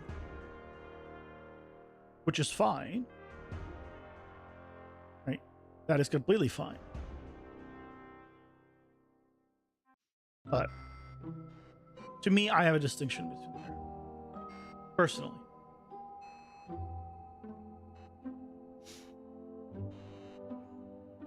One of the games on that list is Detroit Become Human. I would not put that on the list at all. Detroit Become Human is an interactive story. There is,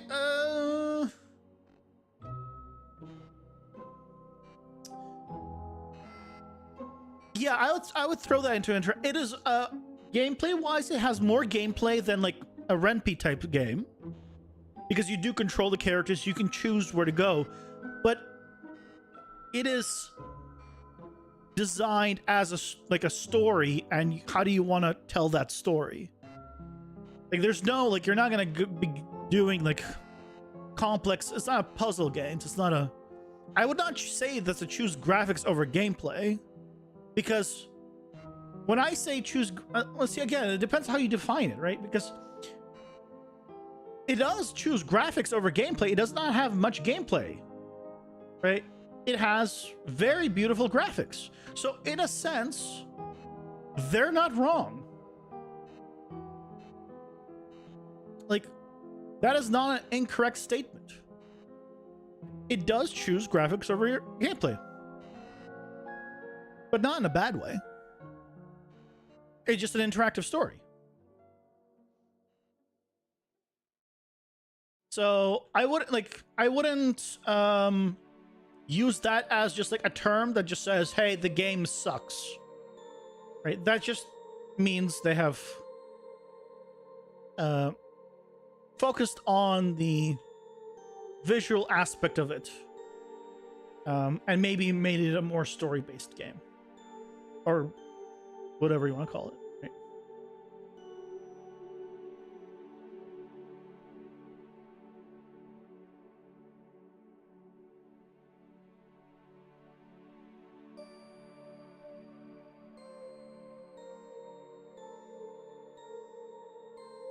There's a few games like that.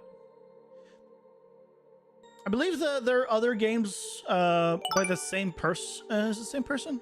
I'm thinking of a different one. There's a few. Bit. Jeez, that scared me. Because usually there's a bigger delay between getting the bits, and so I see it, and then I prepare for it, and this one came out of nowhere. Thank you for the 100 bits solutions. You gave me a little scare.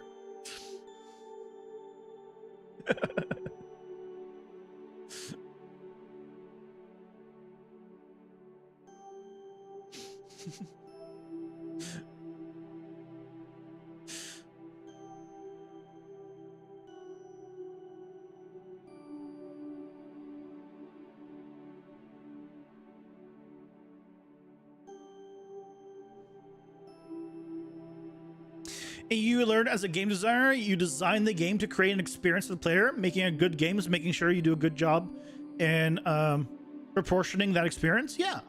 Depending on the kind of game you want to make, you want to give that person an experience. That is true. It can be more of a story-based experience. It can be whatever it is, but it's an experience. Like, experiencing a game, right, is just, you could experience a game different ways. Same game, just different ways. Depending how you just choose to play the game. Assuming that it has like multiple options. Like even a puzzle game. You could choose to experience a puzzle game in different ways. You can solve the puzzle.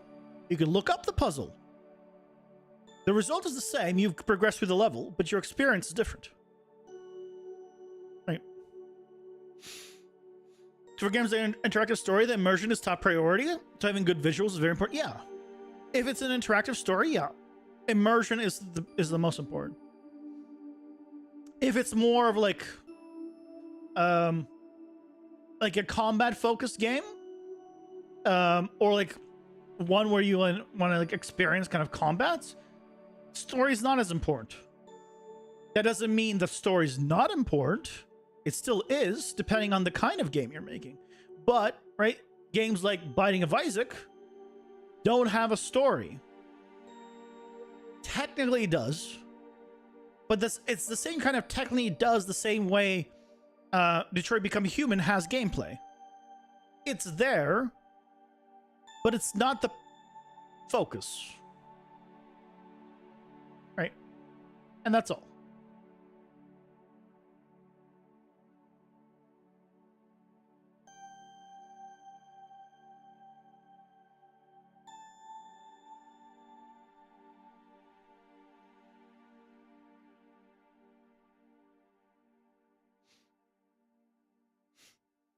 As far as a bit further into the subject, we as game designers can expect what the player will experiment, but every play is unique. So you have to account for that. Yep. That's why QA and just testers in general for a game are very important, because everyone plays a game differently, right? It's like games like Baldur's Gate 3, where you have so many options you can do. It's crazy. And for, I would say 99% of almost every way that someone can play it, they have accounted for something, which is really impressive. But I bet they had a lot of testers that went and being like, hey, I want to do this, and this didn't work. And then like, oh yeah, we didn't think of that one thing. And then let's, you know, account for that now.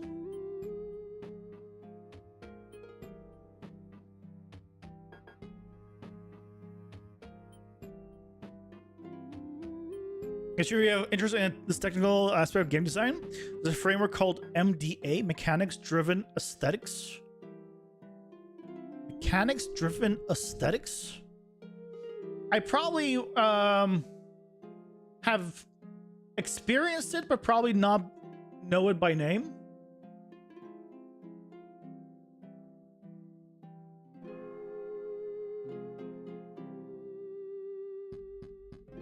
Mechanics Dynamics Aesthetics. I don't know where I got the word driven from. Don't ask me. Look, that was just me reading the wrong word. Mechanics Dynamics Aesthetics. That's what you wrote. There's no driven there.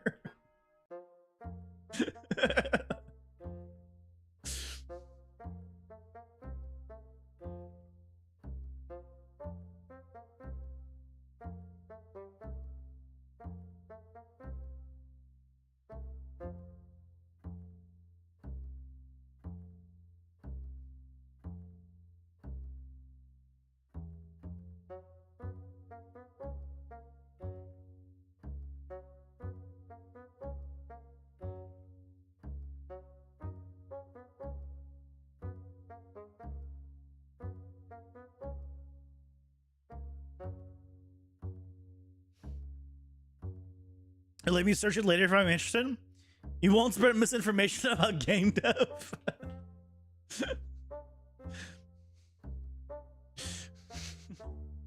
I'll probably forget to search for it, to be honest. I'll be honest with you.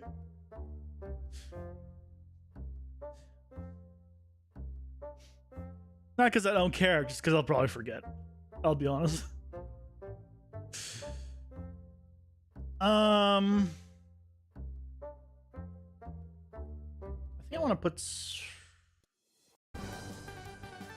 put something here. I kind of like the idea of having a more open one, but then I probably need something here or here. If I made this bigger, I'll put something here. Oh, is this the last one? Oh, how convenient.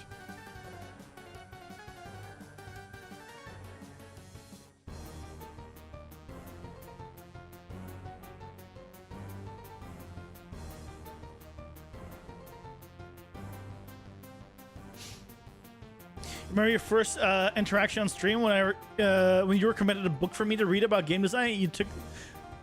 What do you mean I took a huge shit out of you?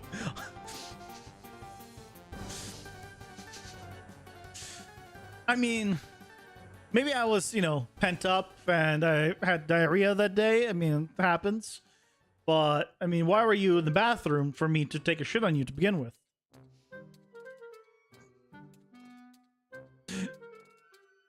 I don't remember this at all, by the way. But with my memory of things...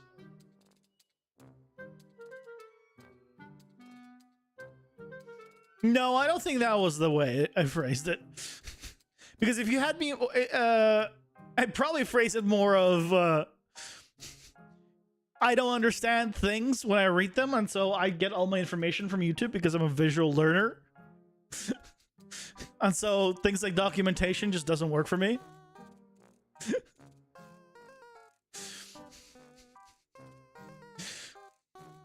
You didn't phrase it that way, but that's how you felt? Yeah. We went over this where I will say things that I'm like, yeah, this is like a totally normal thing to say, but you know, I'll mean one thing and then it'll turn out that, oh yeah, I just made it sound like far worse than it was. Unintentionally. Yep, that sounds like me completely.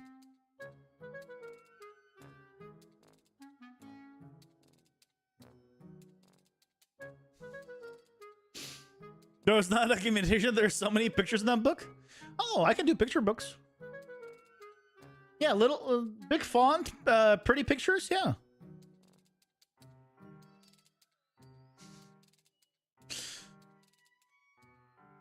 Trying to remember even the last quote-unquote book I read.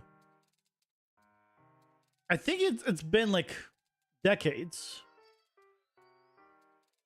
Or definitely over a decade, if not two. And I think the last one, I think, was a manga. I'm trying to think. I remember reading Hellsing. The Hellsing manga.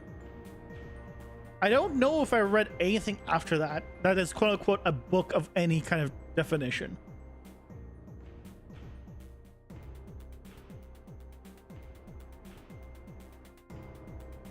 A lot of people think game dev is just tools and people don't have the knowledge about how things are important. Just got a player plays a lot of games doesn't mean they have what it needs to create a good, design a good game. Yeah, that's very true. Because when you're a player, you just experience them and you can tell like what's good or not. It's the same thing of if you hire someone to do your wooden floors or put tile in your bathroom, you could tell when it's done well and you could tell when it's done shit. Could you do better? No, because you are not experienced in this. You don't know, but you could still tell. Like my parents had a bathroom retiled because they were basically making a new bathroom. There wasn't one, so I guess it's not retiled. They were having a bathroom tiled, a new one, where they basically expanded a closet and just put a bathroom in there. But the point is, they're putting someone's got intimate tiles in there, and in the shower, my stepdad decided to, oh, you know, it's like if I'm here and the shower head is right above, right, and to the right of me is immediately a wall. Yeah, that's the best place to put like a soap dispenser. Right there to the right where you're standing into the shower. So when you're standing there, the soap dispenser or whatever it was sticking basically into you. Right? You don't need to know how to design tiles. You know that's wrong. Another one is in that bathroom, when they put the floor tiles in, they place them flat with a drain in the middle. You can't put flat tile in a bathroom like that. It needs a slope to drain. At least a little bit of a slope. Because how is it? It's basics. And then get this. This is like the most insane one. This is the most insane one.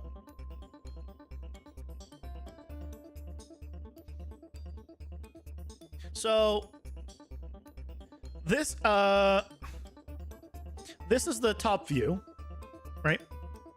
Right here in this little area right here, there was a section that was sticking out. So if the floor is this, there was just a tile that was sticking out up above, higher than the rest. I called that shit out immediately, and then my my stepdad was like, well, what are they supposed to do? There's a pipe there. Why is that my problem? Why did they design it where they put the floor lower if they knew the pipe was there? They need what? I know, without me being someone that does tile for a living, I can tell you that's wrong. Right? So this is the point of this is me being a player I can tell when shit is wrong. I can't go out and get the grout and the tile and do it myself. I can't design the game. But I sure as hell can tell you that that's wrong. And by the way, that tile is still like that to this day. It just stick out. So you could just, when you're barefoot in the shower, there's a small shower. Width-wise, I'm like this.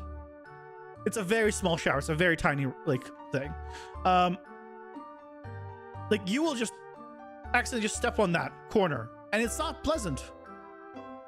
So yeah, as a player, right, you know that this is wrong, but it doesn't mean you can do better. So that was the whole point of this player versus gameplay designer. So yeah, another one was in this thing, and by the way, this is about the correct scale to this. My stepdad decided that it was a great idea to put a sink in the corner here because, again, this is a tiny basically the toilet is here, and then there's a curtain here, and then this is the bathroom. This is like a super tiny bathroom, right? This is it, and then there's a toilet roll here. So he thought it was a good idea to one, put the toilet roll here where it was literally at the height elevation where if the toilet roll was hanging, and I sit and when I sit on the toilet, and I don't know, maybe some of you guys are like that, I sit like with my toes, like with my foot like this. I don't know why. You know, some people use the squatty potties to raise their feet. I just always just sit on the balls of my feet, basically. That's how I've always been. But basically, if the toilet roll is full, my leg would touch the toilet roll. I don't like that. Or he's like, well, yeah, it doesn't affect me. I'm taller than him. I have longer legs. I touch there. But yeah, the other thing is, in the bathroom, we have, he decided to implement a sink like this, a corner sink, where the faucet comes out this way.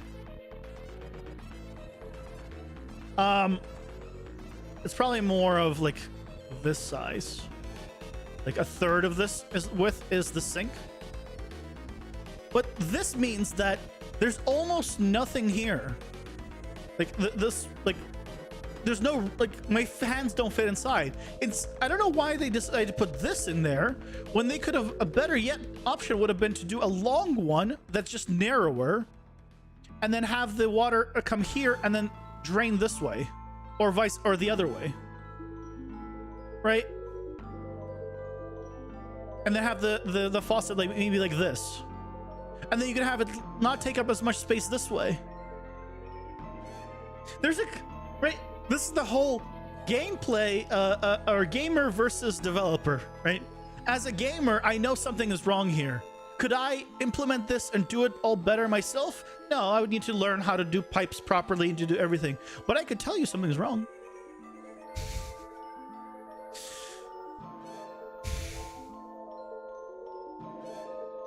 Welcome to my little rant about that bathroom. That shit job of a bathroom. God. Oh, the door. So there's a curtain here, and technically, the way it works is there's an actual door here and a door here, and then the laundry is like this area here. So you can lock this door and this door because basically the garage is this way and there's another room that way.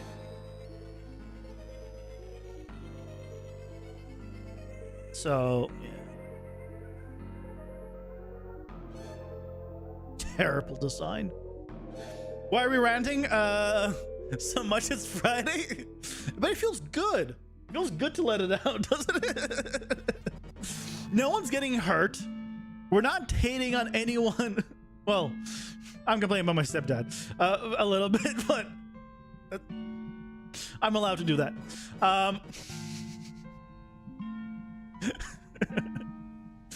The point is, the whole purpose of that was to show that, yes, just because you play the game does not mean you know how to build the game. But if you don't play games, you also cannot build games. That's also, by the way, true.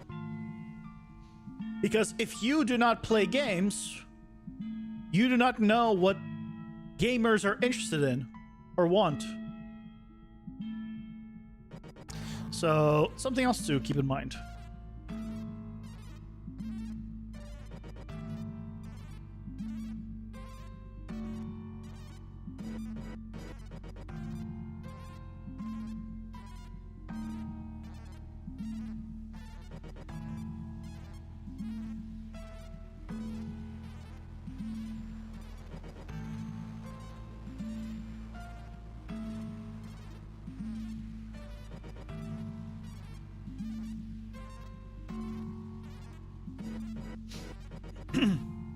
But it's be like, that's so broken, that so weak, so unbalanced. Yeah.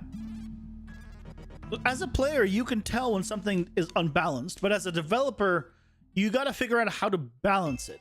And figuring out how to balance it is much harder than realizing it is unbalanced. Right?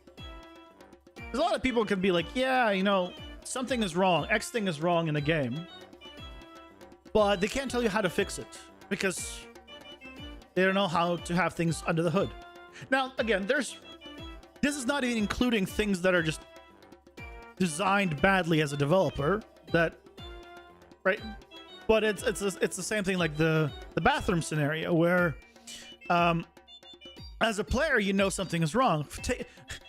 Case in point, freaking Diablo 4's inventory and chest system.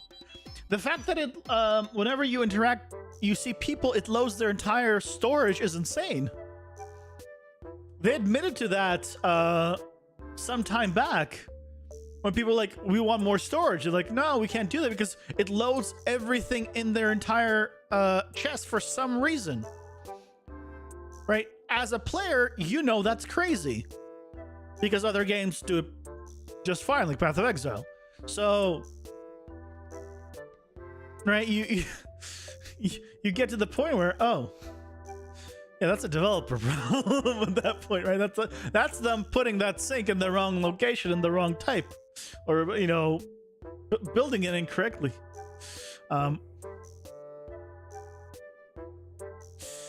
So yeah, that's a. You go, what do you think you know more about the game than the guys who did the game? The thing is, you should always listen to that feedback. When someone criticizes your game, they can be wrong about how it is or anything. They can be wrong, but you should always listen to it. Because they might not know, like, how things are done, right? Like in the Diablo example, no, for a long time, no one knew that it was loading up every single person's chest. But as a player, I don't give a shit how it works behind the scenes. I'm a player. It's not my problem how the developer decided to do things and configure things. I want things to work better. That is my feedback. It is up to the developer now to make sure that, hey, that feedback is heard and they understand, hey, the players don't like this or they want this, and then adjust for it. So as a player, you're not required to make sense of things. You're not required to tell someone how to do it. You just say, hey, this is the problem. I want things differently. And then they're okay. It's up to then the developer to be like, okay, you might not be accurate in this, in like X, Y, and Z, but you clearly don't like something. Why do you not like it? What can we do to change it? Maybe you're complaining about one thing, but really the problem was something else. So for example, what if someone's complaining about, you know, this boss, for example, let's say a boss is way too strong. And they're just complaining about this boss. They just haven't gone past it. And, okay, well, you could be, as a developer, you could be like, okay, well, crap, the boss is too strong, and then nerf him. Or you could be like, why is the boss too strong? What about them is making them strong? Is it their actual damage numbers? Or is it their mechanics? Is it something else? Is the player have enough defense by the time they get to that boss? Maybe instead of nerfing the boss, maybe instead you buff the amount of defense the player is getting by that point. Right? So the player has told you that the boss is too hard. But now you have different ways of combating that based on what you know as a developer of designing the game. Why was that boss too hard for them? Obviously, it'd be great if they told you like why, but if many people are just saying that, hey, the boss is too hard, you gotta look at like, okay, why is everyone struggling there? Just don't nerf the bear. Thank you for that 100-bit solution. Holy crap. So much support today. I really appreciate it. Don't worry, I'm not nerfing the bear. But that's kind of right how it is, where it's the player perspective or the developer perspective.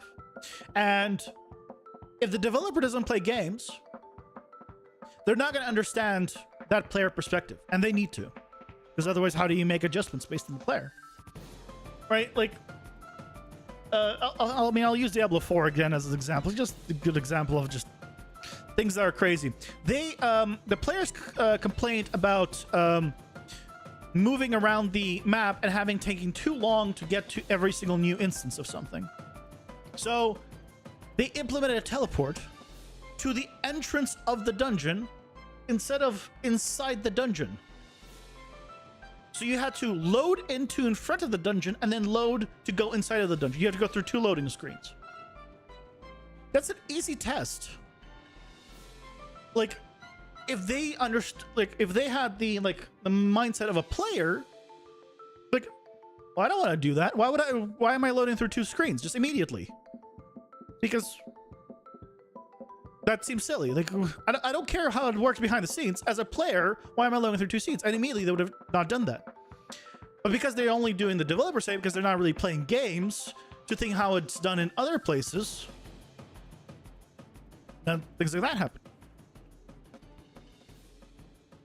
Dude was complaining about another class that was stronger than his. The thing is, the other class has a much higher difficulty ceiling.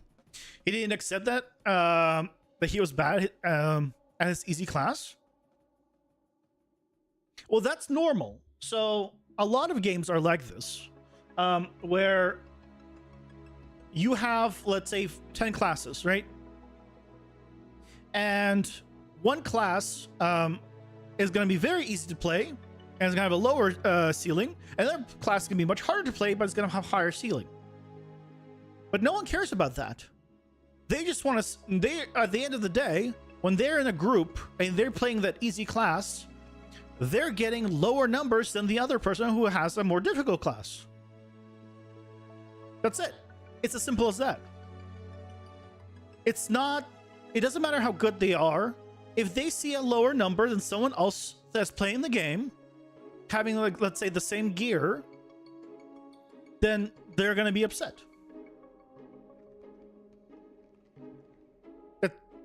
That's just normal. That's human behavior. So it's up to the developer to balance it, where it is maybe a little bit better if you play the more advanced class perfectly, but you shouldn't pick. But it's not going to be that much to be like a big deal. Maybe 5% more damage, right? Not something high. And then, yeah, if you want to, you'll just edge out the competition, but you'll play those classes because you want to play those classes, not because they do more damage. Because otherwise, yeah, you run into the problem of, hey, my easy class does, not enough damage compared to someone else. And so in a raid or wherever, let's say if it's an MMO, you're just not going to want to play with the weaker classes, right? Because why would you? You're going to have a hard time being the boss. So, yeah, there's, player feedback, very important. Oh.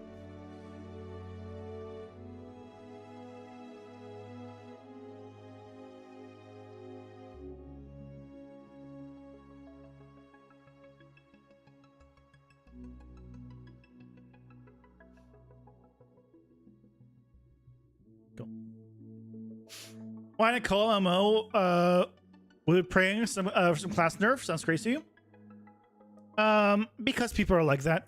If they see a class doing if you see a class doing better than the class you're playing, you're either gonna want to have your class buffed or their class nerfed, depending on your point of view. That's just normal. That's just normal, you know, behavior. Fortunately or unfortunately. Dear God, this 3 tall room took me way too long.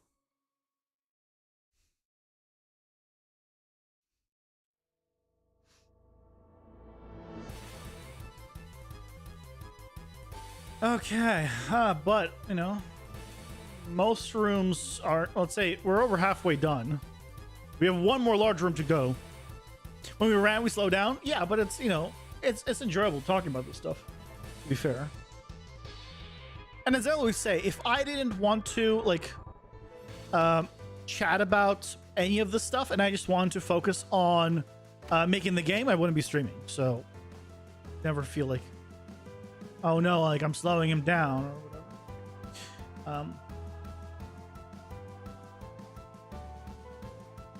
What happened there?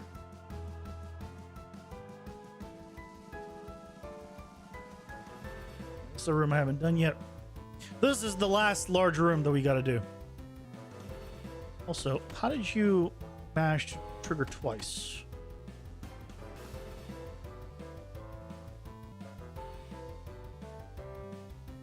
This room here, this one, somehow appears like everywhere. Like there's another one of you, there's this one. Something about this room configuration is just, it really likes, right? There's 3 of them right next to each other. There's that one, and that one. They're all the same room.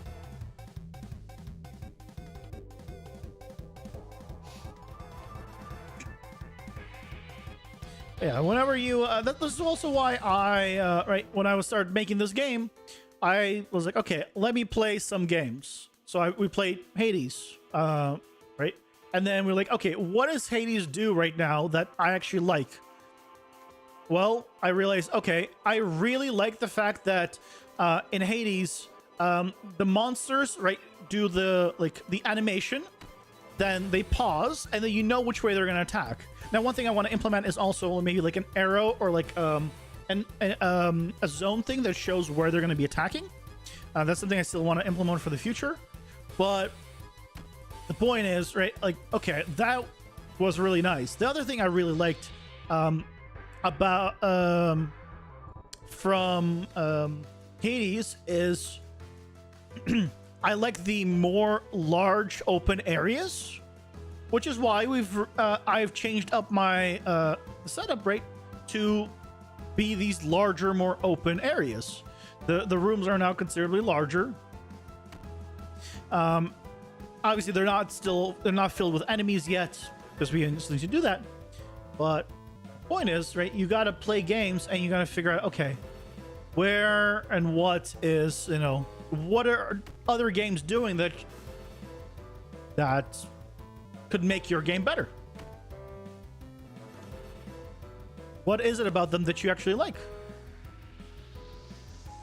And then go from there. And of course, you know, make things unique for your own game.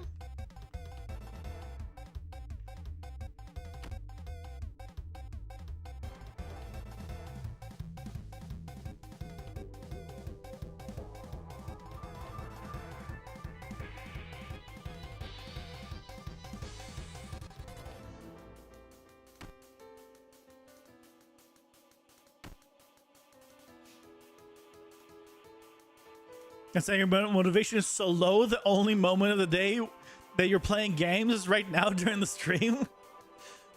That is fine. You know, I mean, honestly, like, I don't play like games all day. I used to. Definitely a lot less now.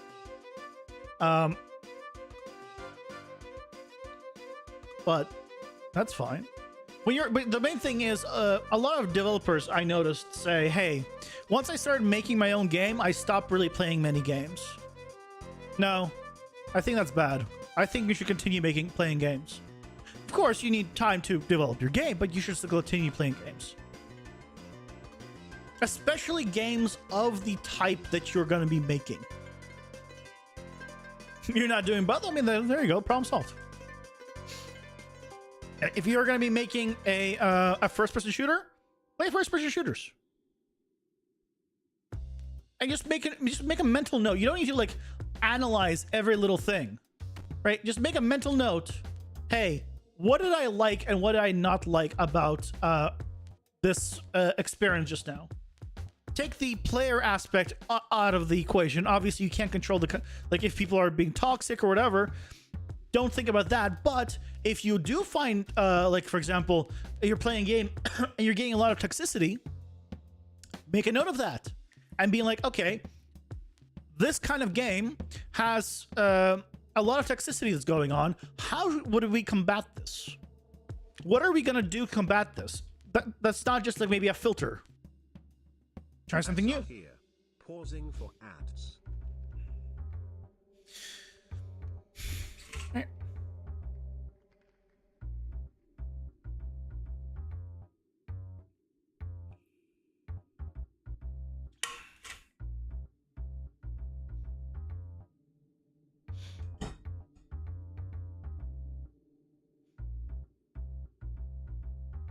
So, I was my poor throat. I woke up this morning with like a sore throat. And it's not really gone away, and I've been talking so much.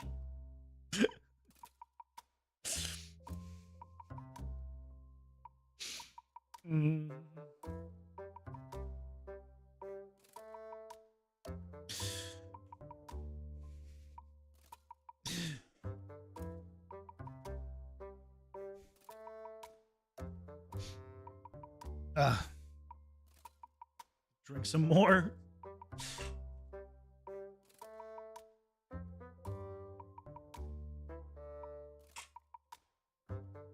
This is the last large room.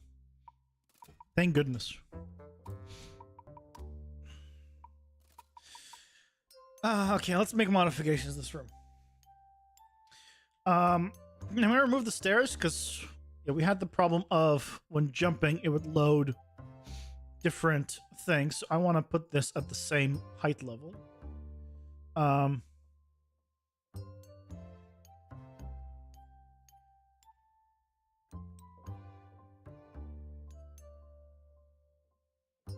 Start with that. And then I want to also remove the height difference here.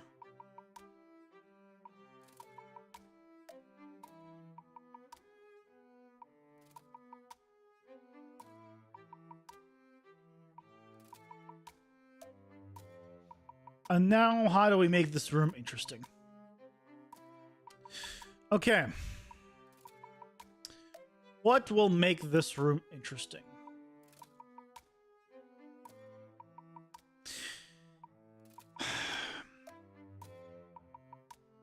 Well, first we need to have more interesting shapes, right?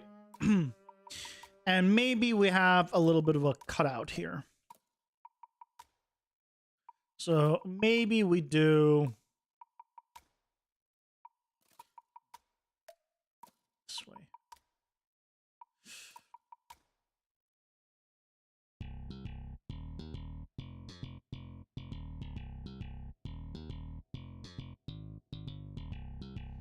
Or maybe we start with this. Get a little more interesting shape here. I like how big and open this area is. So we could make it smaller and maybe just do this.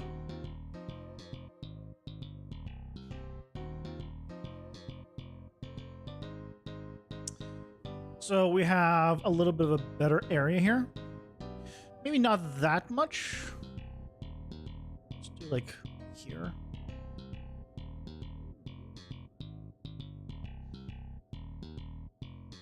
So if this was in the middle, I still have room to kind of put some props here without getting in the way. This gives a more interesting shape there, which is great. For the bottom, I want to be able to expand out as well.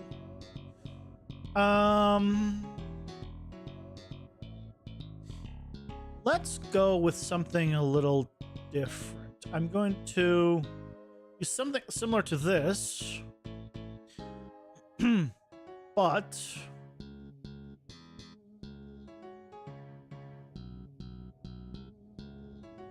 instead of being next to the wall, I'm gonna do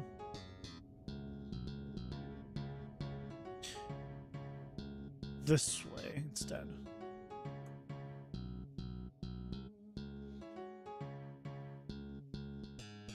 So this is the part where it can't go, which allows me to, or you can knock enemies in here. But of course that is not quite as interesting. So, go. Let's do a little more this way. If I go from top view, there's still a little gap. Not quite that big. So maybe I make the gap a little bit bigger.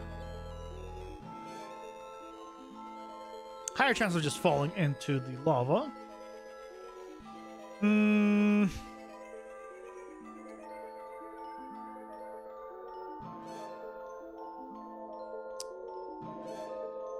I would like to do something here. Potentially.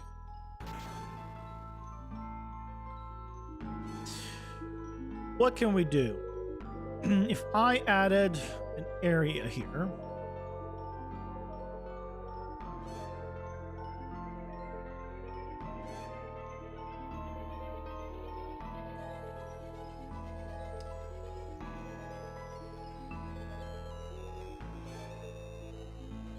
Let's say an area like this.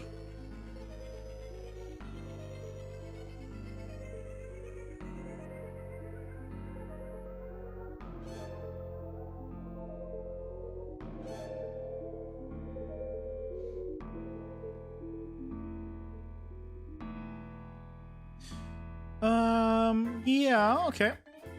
Could jump down this way now. This allows me to, if I wanted to, have this here instead. I would kind of like to have another way of getting up on this side, because I'd like to have two ways of getting up. The other thing I can do is maybe I raise this. Just ever so subtly.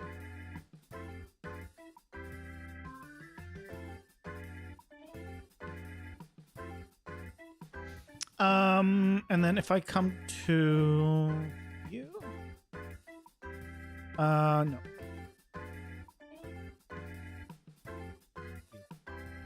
Copy.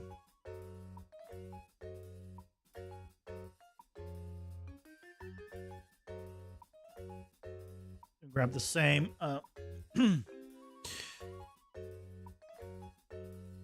same slope angle.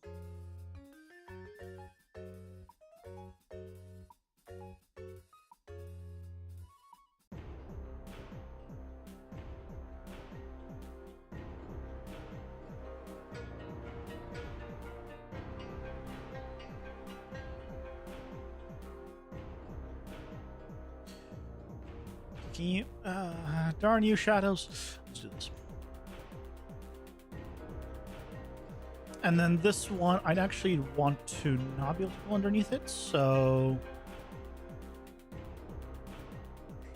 I want to do this. There's a little bit more of an interesting there. And you know what? That means that we now could potentially put a hole here.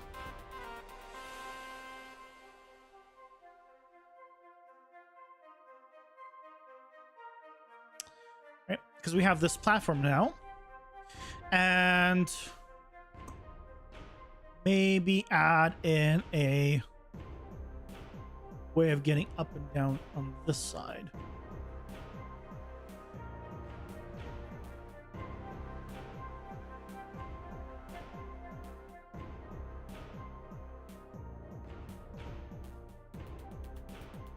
I don't really like this kind of spot here. I think I'd rather do it this way.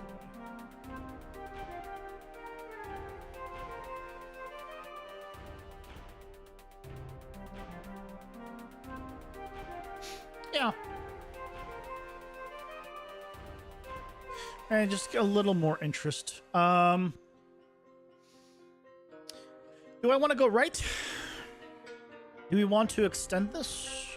Like this?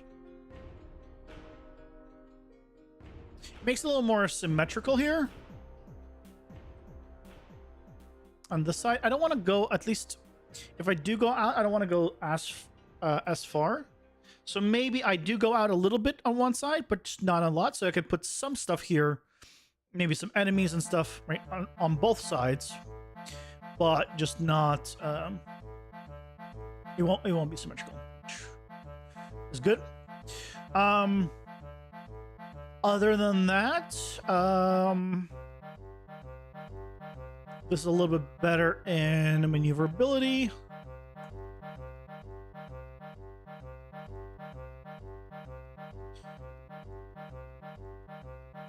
Obviously, it's going to feel a whole lot smaller once we put the props in. Trying to get the sense of the place. I have no light. I have no light. Okay, let's do some lighting stuff.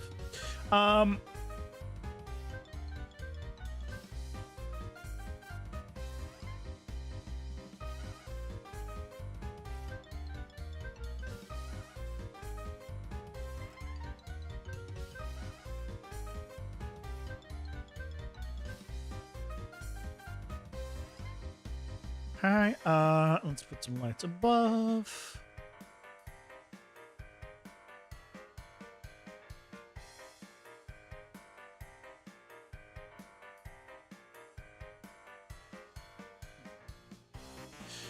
That should be fine. Just change it to like a bit dimmer. Okay.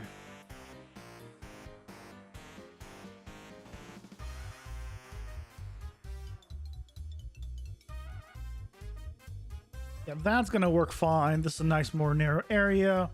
I could put something in the middle here. This is a nice like area. I think I have it be a little more open in this section. Yeah, this is fine. I would like a place to be able to jump down here. I can jump from here, right? Up here, I can jump this way and land.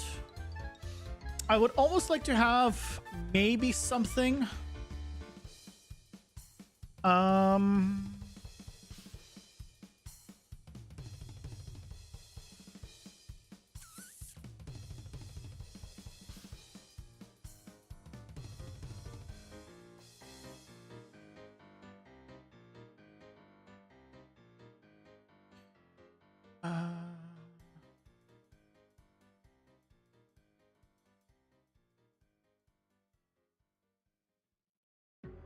Yeah, let's do something like that.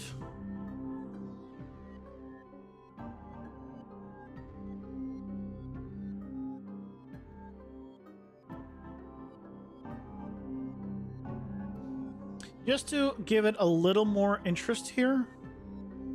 It also allows me to jump down this way, which I prefer. And that actually means that if I wanted to, instead of having the jump here, I could put it now on the right side where I wanted it originally.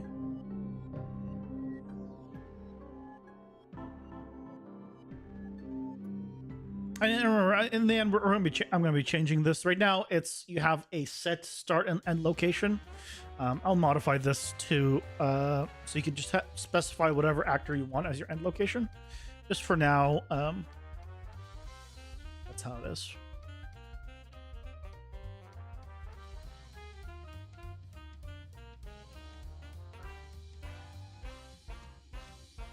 Cool.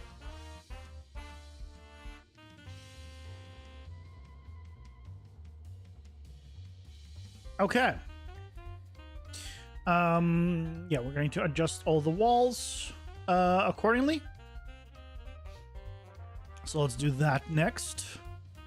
Okay, so these now need to be lower.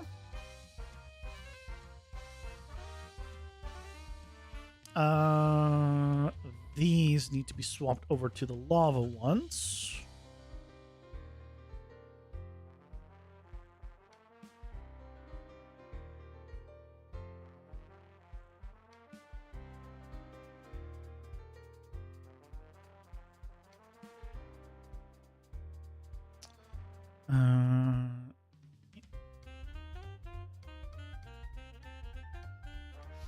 Cam?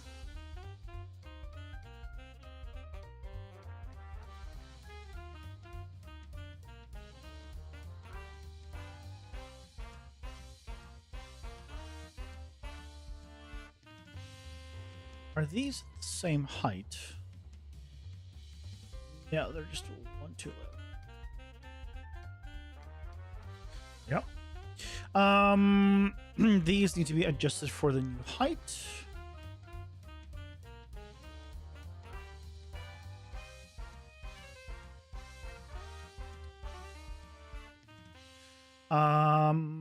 These actually need to go from the bottom, which means these do not exist anymore. These need to go.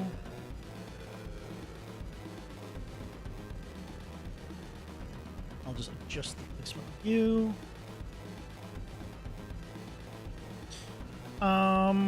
Okay. That looks better. You're gonna be a lot. You're gonna be a lava one.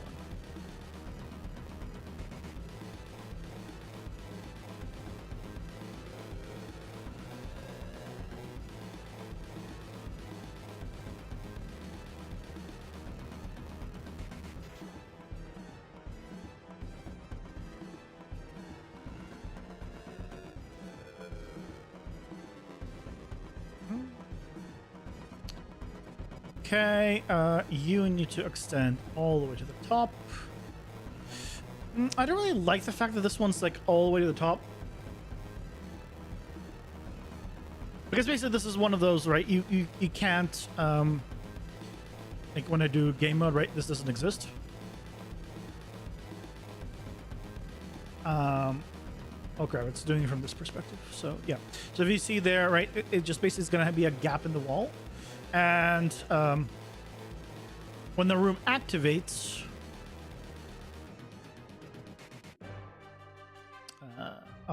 when the room activates, those don't normally go down, but it'll be basically like a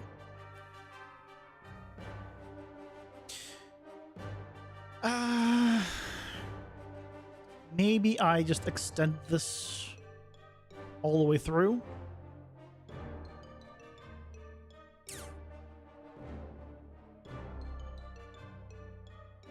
Or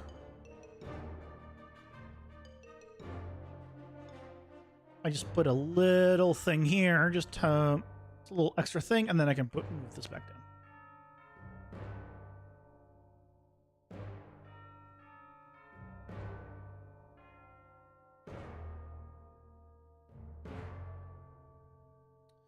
There we go. So now I can make this smaller. Over.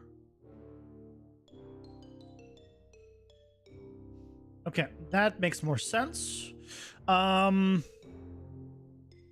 these do go from all the way from the bottom.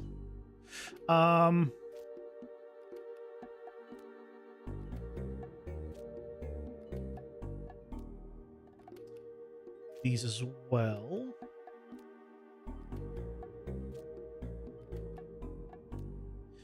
Okay, I need to adjust you guys now.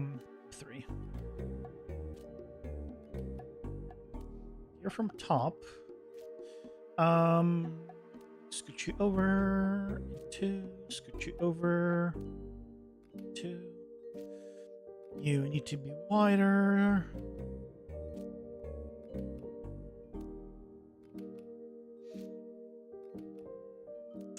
Okay, so that's gonna take care of those. I am gonna need more walls, but just of the shorter variety.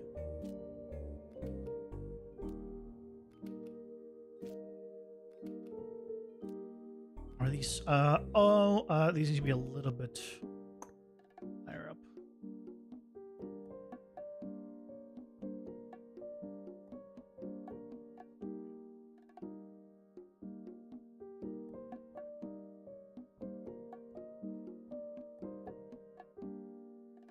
Okay, so now those walls make sense almost.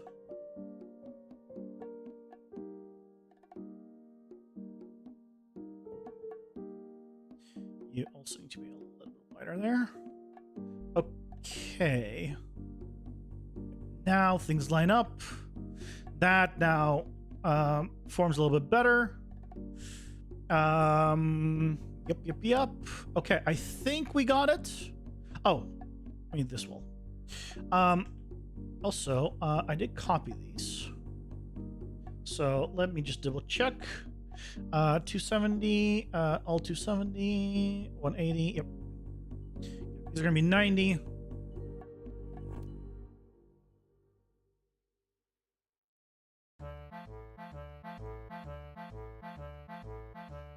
These need to be exactly the right angles for them to work with my system.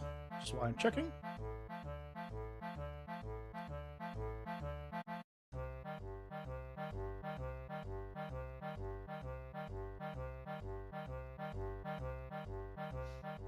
Okay.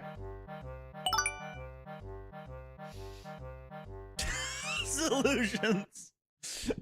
Holy crap, man. I forgot the ads. I think that's fine. I think it's fine that you forgot the ads. But I really appreciate the support.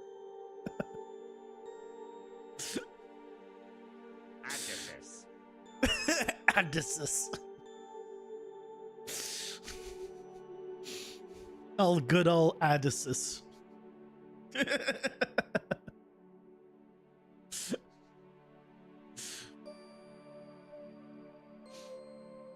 Okay. I think this room is now a lot more interesting. Obviously, we still need to put the props in and everything, right? But at least as the base, we now have it working considerably better. It's no longer just the base shape.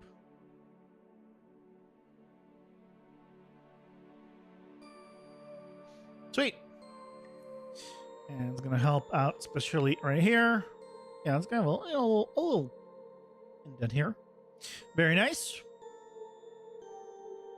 Sweet. Right. And when room activates, this works. I need to, now that favorite level's finally working, I need to get used to actually using them.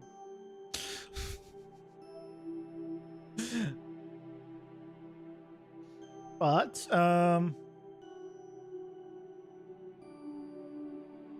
is this the one? This is the one we just did? Yeah, this is the one we just did. There you go.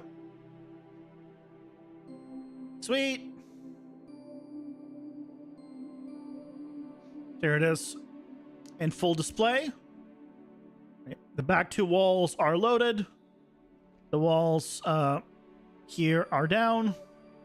Or will go down Why did it... Oh.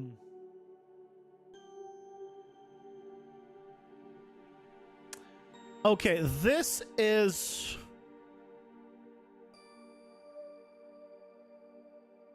Wait, have I modified it?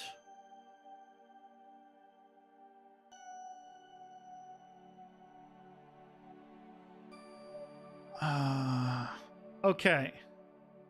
So I need to...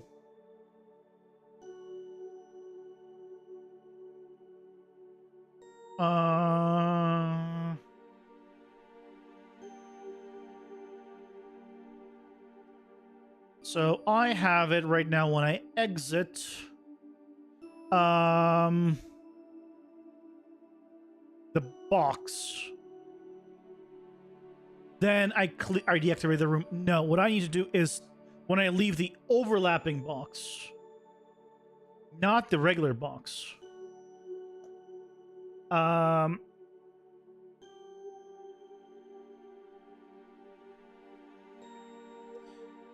And I'll explain what I'm talking about in just a second.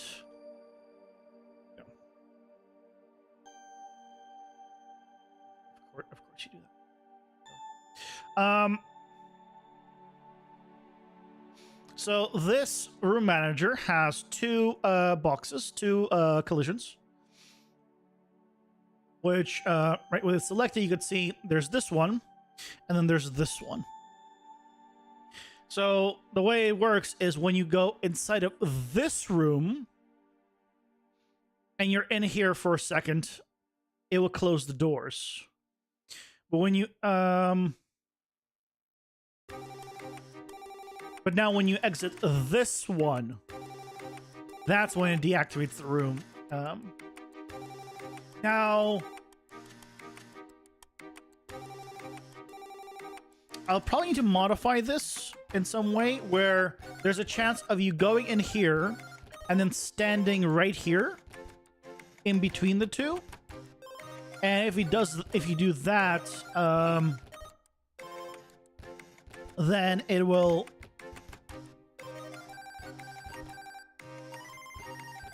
theoretically push you in some way that will get you stuck. That's probably something I'll need to adjust to accommodate for that. But for now, this is fine. Sweet, but I think yeah, we did good.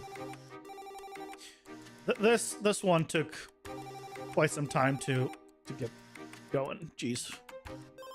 Hey, Stormrun, welcome in. How's it going? I've been doing well. But yeah, I think I'm gonna wrap it up. You're in all caps. Yeah, no worries.